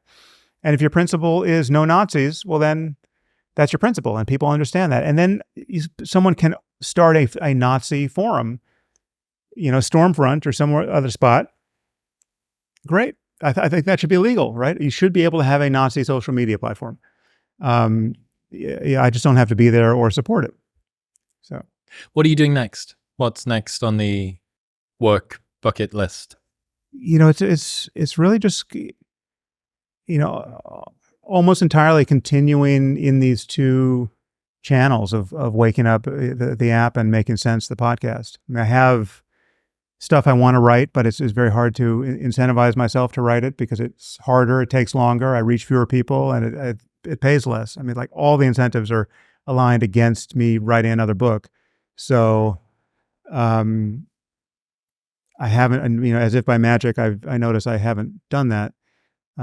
But I think ultimately I will, because it's only when I'm writing that I am taking the time to think through each topic as fully as I'm capable. So I think there's some writing built into my podcasting and my work on Waking Up too, because some of what I record is essentially an audio essay, or there's some prep involved in some things. But how arduous is that? You've got a daily meditation. I think the daily meditation, the daily is not live that day. I mean, I batch record them, and so we have a reservoir of daily meditation. There's still 365 times, pretty much 10 minutes or 15 or 20. I know that you can kind of stretch it in between by some clever algorithmic stuff, but that's I often speak to authors that talk about the difficulty of the audiobook portion of reading how many times do you put your foot in your mouth and go, right, I guess I'm going to have to redo that particular part of explaining about why that tree is something worth looking at, or whatever it is. Well, Waking Up is in the process of really outgrowing me because there's so many other people contributing to it, right? So there's lots of other teachers and scholars and scientists, and So, one part of it, I essentially have a podcast where I just talk to people, and sometimes those conversations show up on both the podcast and the app, but often not. But then I would just have a lot of other people producing content. So I have many more things I feel like recording for Waking Up, but there's no rush. Like the wolf is really not at the door with Waking Up. Whereas my podcast, there's this expectation that, next week there's going to be another podcast. Unlike you, where it's every 2 days or whatever, Correct. So 3 times a week. I do not have that cadence. But so it's, but happily it's, my podcast is structured around what I want to think about and read and talk about next, right? So it's often a matter of what book do I feel like reading next, and now I realize I can talk to the author, So and so it's like a, I'm among the luckiest people on earth to be able to make a career out of doing what I would do for free anyway. I've said this all along. I always used to regret the fact that at university I didn't take psychology or philosophy. I took business management, which taught me nothing about business, and then did a master's in international marketing, and that also taught me nothing about marketing. Right. And I was always regretful. I was wistful for a academic career that I never had, because as soon as I pulled my head out of my arse toward the back end of my 20s, I realized that I had all of this stuff that I was choosing to be interested in. So I could have chosen to be passionate about the degree instead of the one that I'd had to force myself to be competent in. Yeah. And it would have all been fine. But then, by whatever quirk of the simulation that we're in, that means that I can talk to people that I would talk to for free and call it a job. I've been able to structure the exact university syllabus, talking only about the exact niche of the best particular creator or academic or intellect or writer on that one topic, only for as long as I want. Yeah. And then no one assesses me afterward. And if I mess up, it doesn't matter. And if I want to careen the interview off and talk about hamburgers for 10 minutes, then so be it. And I can do exactly what I want. It's, for all of the internet is difficult, and negative comment sections cause me to feel a little bit sort of, it tarnishes the experience. Broadly, it's a complete dream that I kind of can't really believe is happening. And, you've been a big influence. Thank you. You've been a really big influence on the movement that I went from whatever I was before to the adult infant that I think that I am now. And I appreciate the stuff that you do. I appreciate your time today.